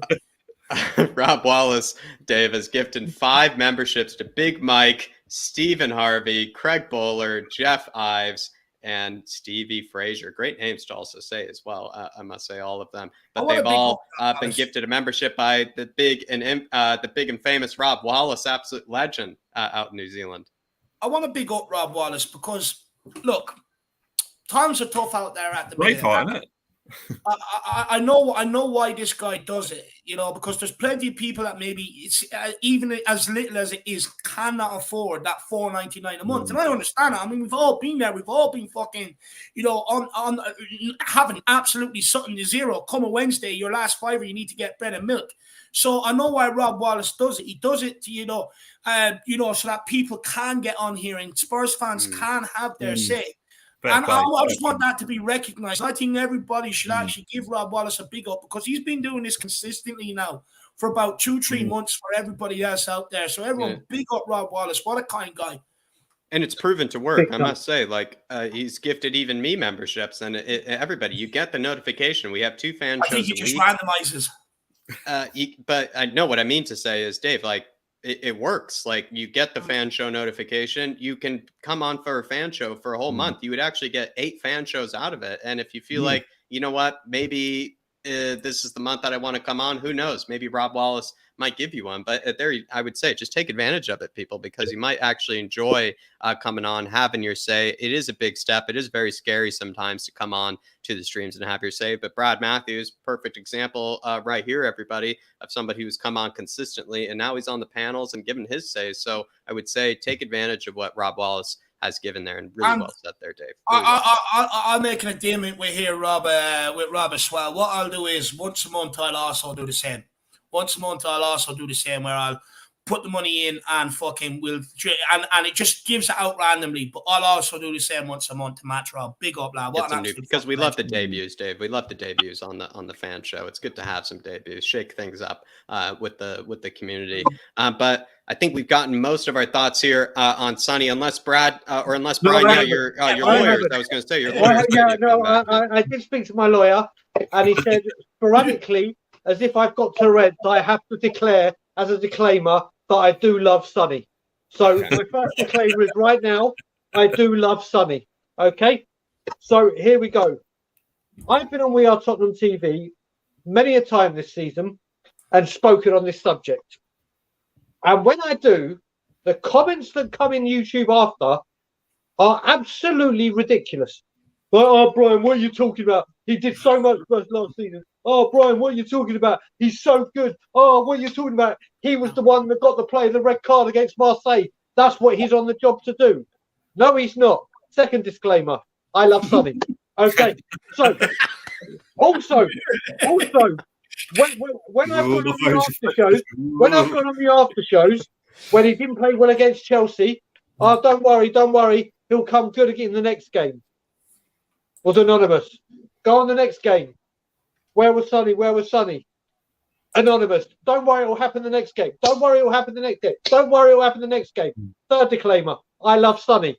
So every single time, it's don't worry, he'll come good the next time. He'll come good the next time.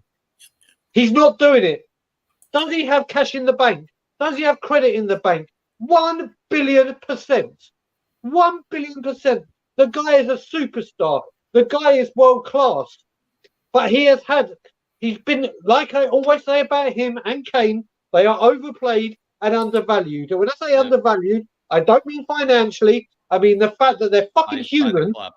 And they literally, if you're fit, you play. If you're fit, you play. If you're fit, you play. Because we need you. And if you have an off game, there is no one to come on and take your place. Yeah. Well, now there is. Really well said. And the thing is, what people seem to think is if you say Sonny needs to be dropped, Sonny needs to be rested, rotated, whatever buzzword you want to use, do people not understand? It gives him a rest so he can recuperate and he can also come on the bench, off the bench. Sorry, let's say against Leicester, after watching the game from the sideline and seeing how he can impact the game. And when a Leicester defence are tiring and the way they're at the moment, can come on and just absolutely smash the shit out of it because they're knackered, and that can be the spark to get him going. And when people talk about, has he got Will he be upset? Will he not be happy? I don't give a fuck. It's Tottenham Hotspur. You're playing in a man's game. You're a man. You're playing in this game. If you don't play, it's not. Sometimes it's because you need a rest. It's trophy or die season. Sometimes it's because you're not doing your job. And if you get pissed off, then show us on the pitch. Get that anger. Yeah. Go do it on the pitch and go show it. We can't go. Oh, I don't want to drop Sonny because he might get hurt, might hurt his feelings, and he might go boo hoo hoo. This is Tottenham Hotspur. It's not a one-man game. We need to do what benefits Tottenham Hotspur the best. And as David said, Richarlison may not be working out on the right, but what he fucking does do is work on the left.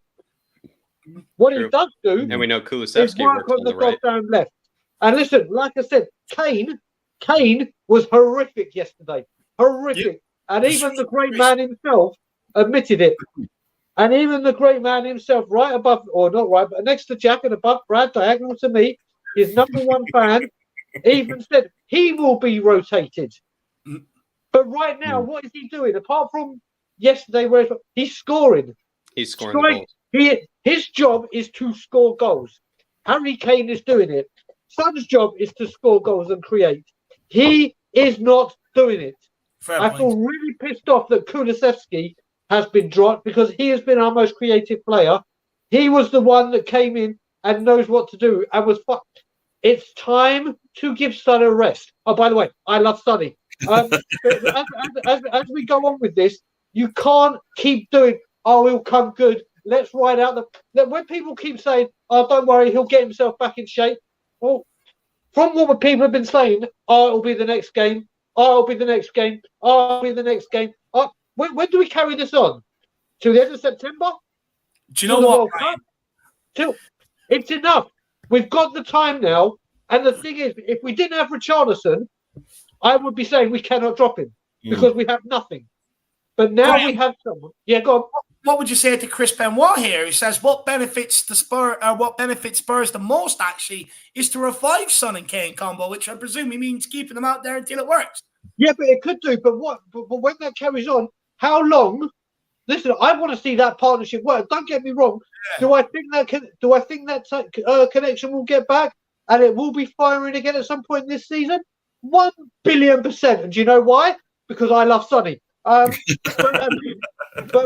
that partnership will come back. But how long? We're saying we want to get third, second with Liverpool, like Brad said. With Son not firing, how long do you say, okay, Son, we'll give you one more game. We'll give you one more game. We'll give you one more game. We'll give you what? Do you know what?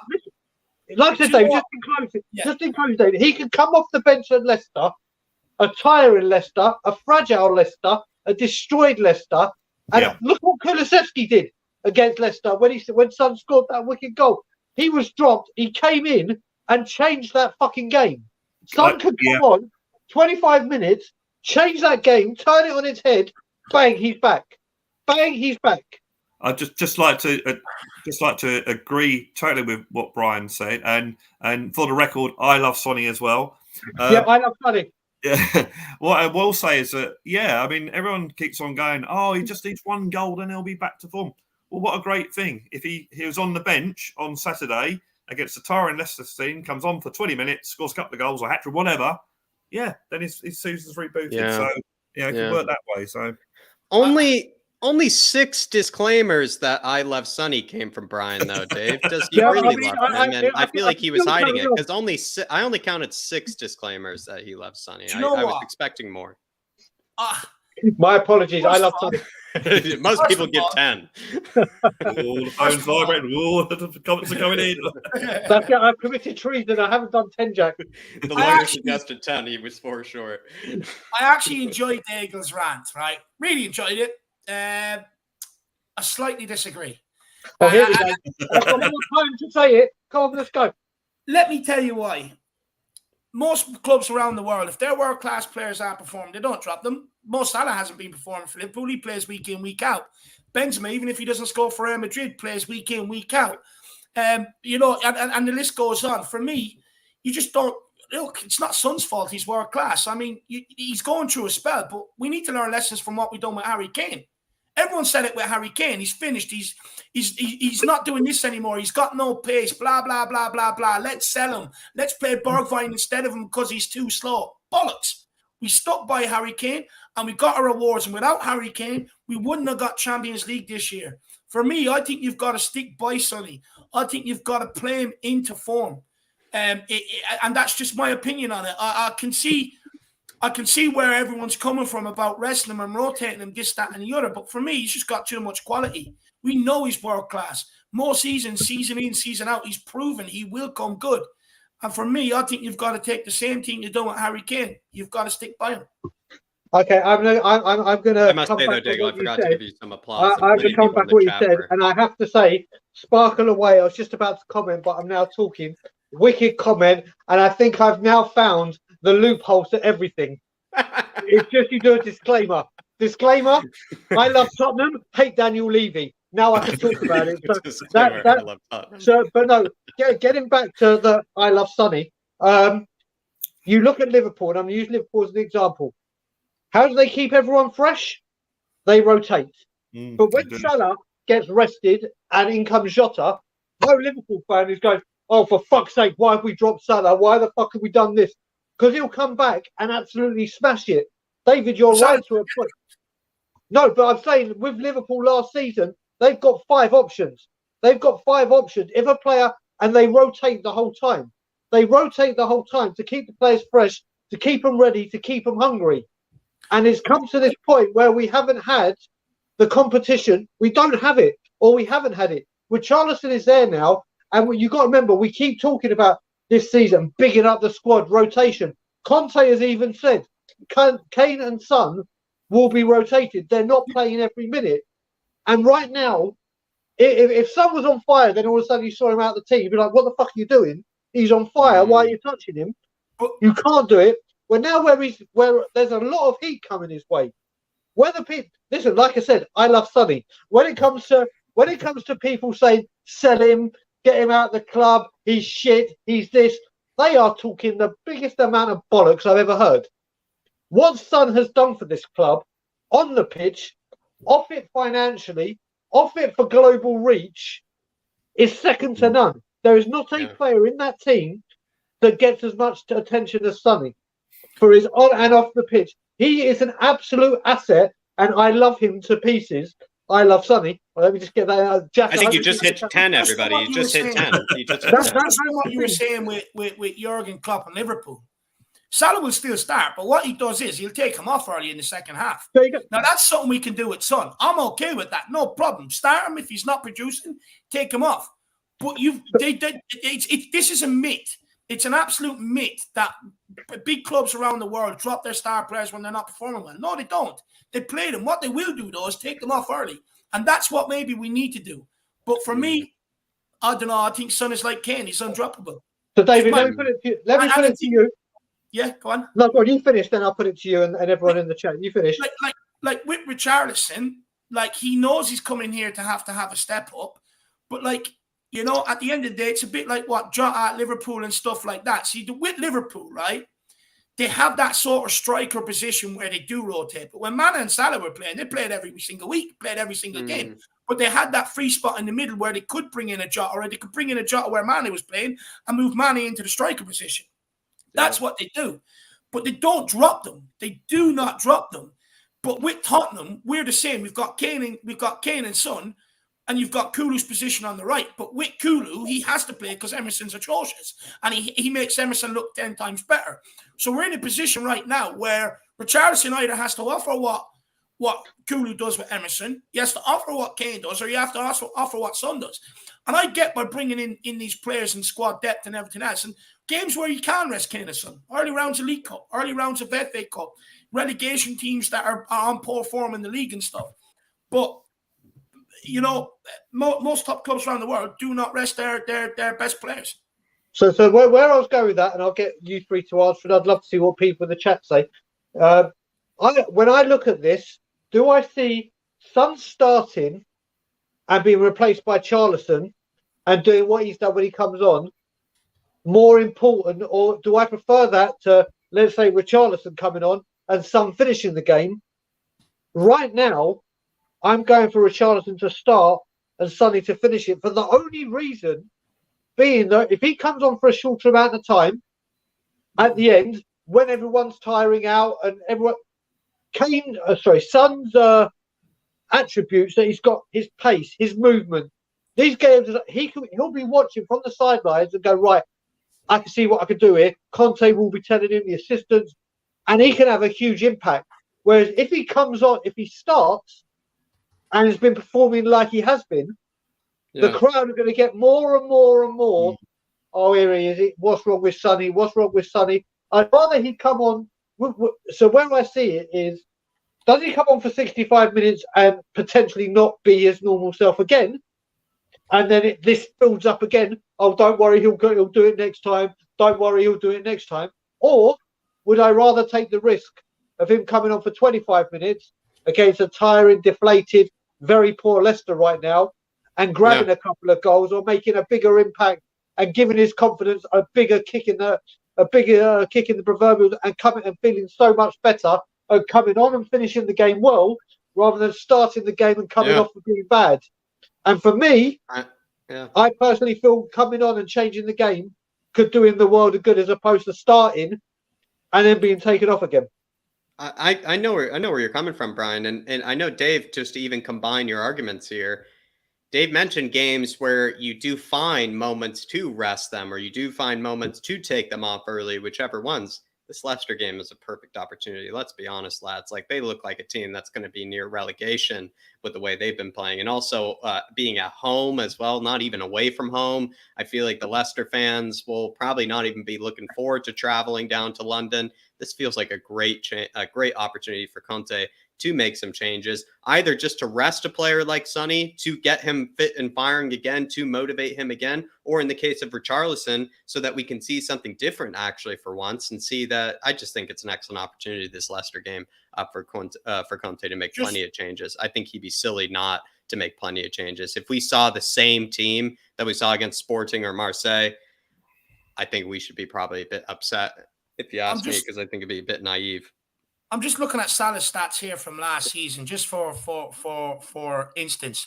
Champions League, played every single game, but subbed off, played full game, subbed off, couple of full games, subbed off. You look in the Premier League, up until the 16th of January, he played every single game for Liverpool. Then he missed a couple of games due to being called up for the African Cup of Nations. Went on to play every single game, bar the second last game of the season against Southampton. In fact, the only games he's not in the squad is actually the FA Cup and the League Cup games.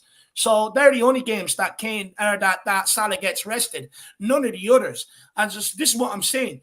You know, your best players, they play very regularly, but the time to do the resting is League Cup, FA Cup, but also take them off early. You look through Salah's games; he's been taken off on 66 minutes, etc.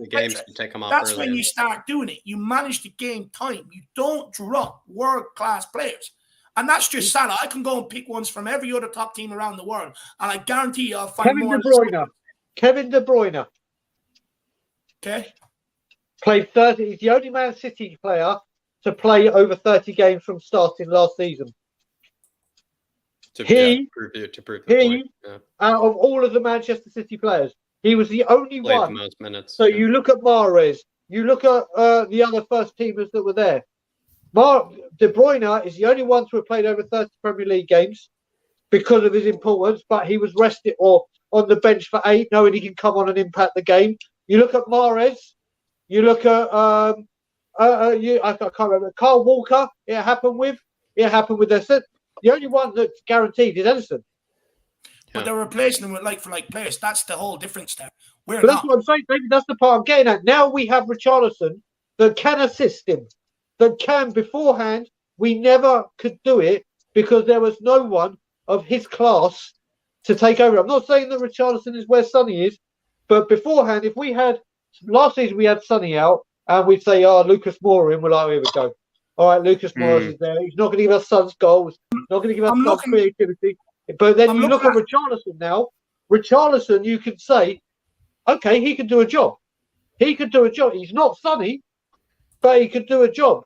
And it's got to that point where, and like, this is perfect from what Moondog's saying. Absolutely bang on. When we say 10 games? I'm looking at De Bruyne's stats here from last season. He only started on the bench in 5 games, and that was spread out across competitions. 2 of them in the FA Cup. You've got 2 of them later on in the league. I think Brian was trying to argue that.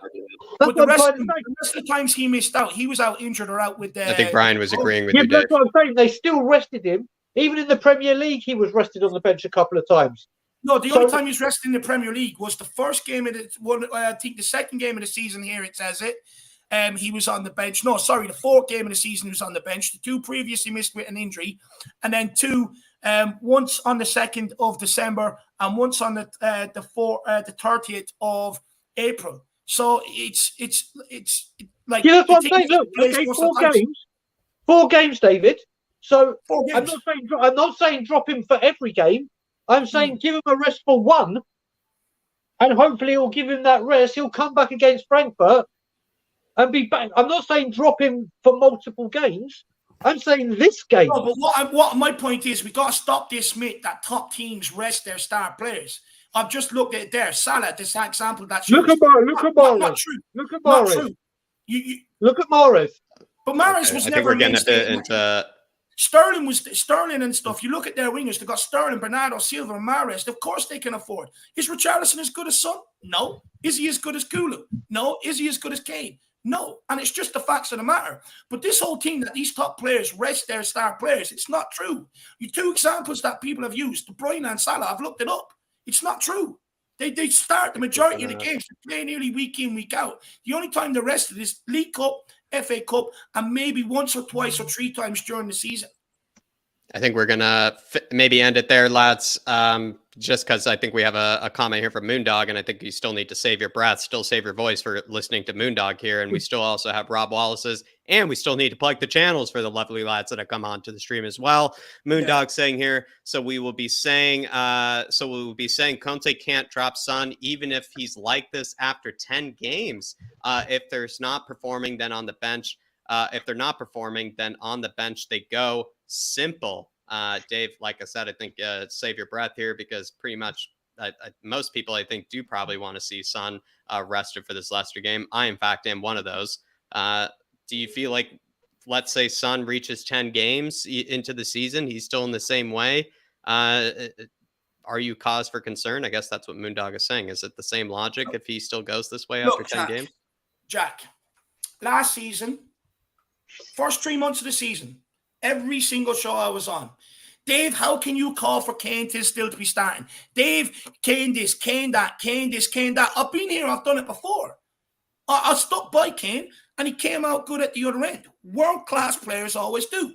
And I'm going to do the exact same with Sonny. Look, if he gets dropped for Leicester, fair enough. Like I said, at City or Liverpool, the very, very odd time, nowhere near as much as people say it is, the very, very odd time, they might start on the bench. This could be one of them. Could be one of them. Fair enough. I've no problem with it. But this guy will turn up. It's simple. Yeah. He's going to turn up. I've been here and done it with Kane. How many people, Jack, you sat there with me. How many people said, oh, Kane doesn't have pace. Got to play Berg for him. Oh, Kane's not interested. Oh, Kane this. Oh, Kane that. Kane. And what happened? He came back good, better than ever, and fucking went on to help us get Champions League. Son's going to do the same this season. Simple. There you are, Moondog. Keep the faith, my man. Keep the faith, and really do appreciate it, Moondog. Rob Wallace explaining himself on the member gift, saying, "Big up, guys. I do it because I can. I like to see new fans on the fan show. I don't always chat, but I'm mostly here working in the background listening." And then you got Daigle. This man and his passion for the club is absolutely great. It's infectious, I must say, Rob. It's absolutely infectious. But really do appreciate that, my man. And just listening in the background, he just wants to hear new voices. He just wants to hear new opinions. He wants to hear new people in the Spurs community come in here. And Rob, I must say, I really do thank you for that, because I have been seeing a lot of new faces on the channel, I must say, recently for the fan shows. We've been getting maybe more debuts more frequently than usual. I can say, I think for a while We had that really great solid core, but we're getting some new faces in there, and it's really nice to see, because I think we really welcome new opinions, and we welcome just new people in the Spurs community, especially on this channel. We love new people in the community because usually they go off from there, find a great home, find a great channel, as well as other places to go in the Spurs community. We love to connect people. So Rob, I must say, it seems to be starting with you here by helping people come on to the fan show. So we do appreciate you, brother. Really do. Legend.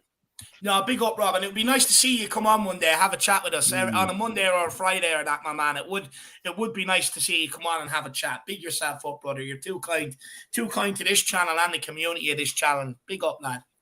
Really appreciative, my man. Really appreciative.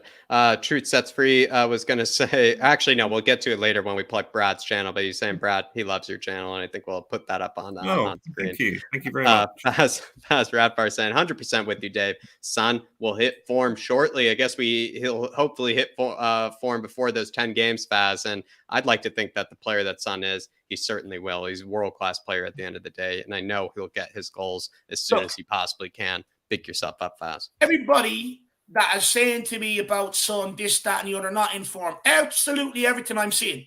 I've seen the exact same when it came to Harry Kane.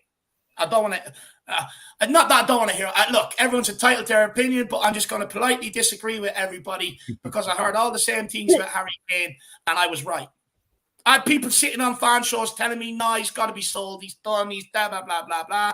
None of them came back and apologized to me, by the way. No one. I'm still waiting on them. Definitely. But Brad, tell us about the channel. I'm about to put it up on screen. Blue Sofa Songs. And also, I think, or actually, we're just wrapping up here, really. Or sorry, maybe I cut across somebody. I'm not actually looking at the screen right now, as you can tell. Did you want to say something, Brian? Sorry, I might have heard you. I just plugged my channel once Brad's done, but now you've got me on the mic. I just want to say once again, I love Son. Final one for the lawyer's sake. You know what? Thank God for my lawyer. My lawyer has given me a new gimmick, which I have to thank him for. I'm glad you came on the phone with him. I'm glad he gave you some good advice. Pick up Faz Rap. I do appreciate it. But Truth Sets Free saying here, Super Chat isn't working for me. Brad's channel, though, is the shit. Wanted to let him know that. Great music. Very proud of him. Thank you so much, Truth Sets Free. Thank you so much. That really... people's kind comments means the world to me because it just basically gives me inspiration to continue and do it more. But yeah, Blue Sofa Songs, they're all my songs. They're my lyrics, my music. I've been playing guitar for a couple of years, 2.5 years now. I'm just trying my best to put songs that mean stuff to me. It's either personal experience or my feelings on various things.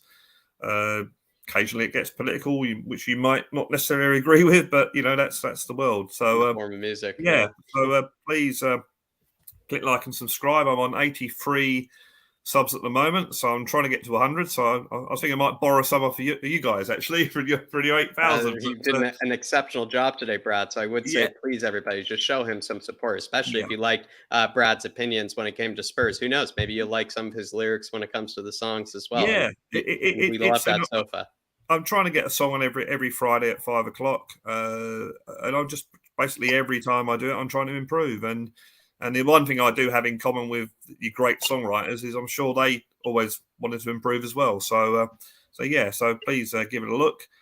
Click the like if you just let the song play out. If you're not impressed, just let the song play out because that helps with the things. And I've now got this helpful thing where you watch it on YouTube. There's a little thing in the right hand corner that says subscribe. So you just click on that and you're done. So it's just really easy. But I really, anyone that's on here that's left comments, I'm really, really appreciative, and it really means the world to me. So football and music are my passions, and hopefully I'm fulfilling both. Thank you. And channel or panel debut for Brad as well, Dave. I think you did an exceptional job here, and I hope we get you to 100 as soon as possible, Brad. And I hope people do check out your music. And Truth Sets Free, who's a big supporter of this Harris Army community, clearly likes your songs as well. Thank you so much. Legend. Brian, though, your channel, anything coming up on Tottenham on tour?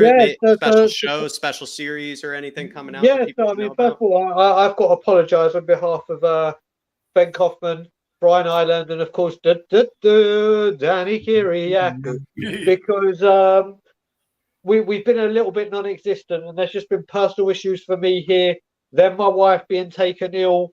Brian Ireland has been busy, so trying to get the regular content out, especially when we're doing it with two different time zones, has been an absolute nightmare. But we apologise for that.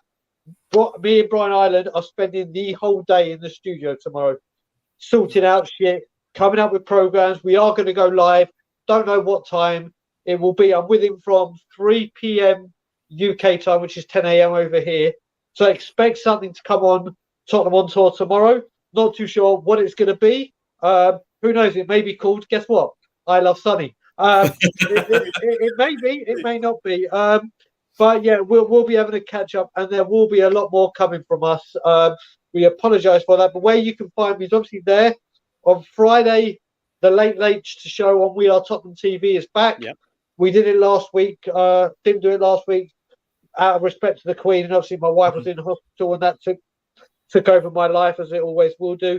So we're back with the Late show. I will then be with Mr. Harris again whilst we do the pre-match pump up, which will be really good. And I've got a funny feeling once the lineup comes, I may be using that disclaimer, I Love Sunny, just a few more times. So yeah, that's where you can find me. And like I said, Tottenham on Tour are now 40 away from 5,000.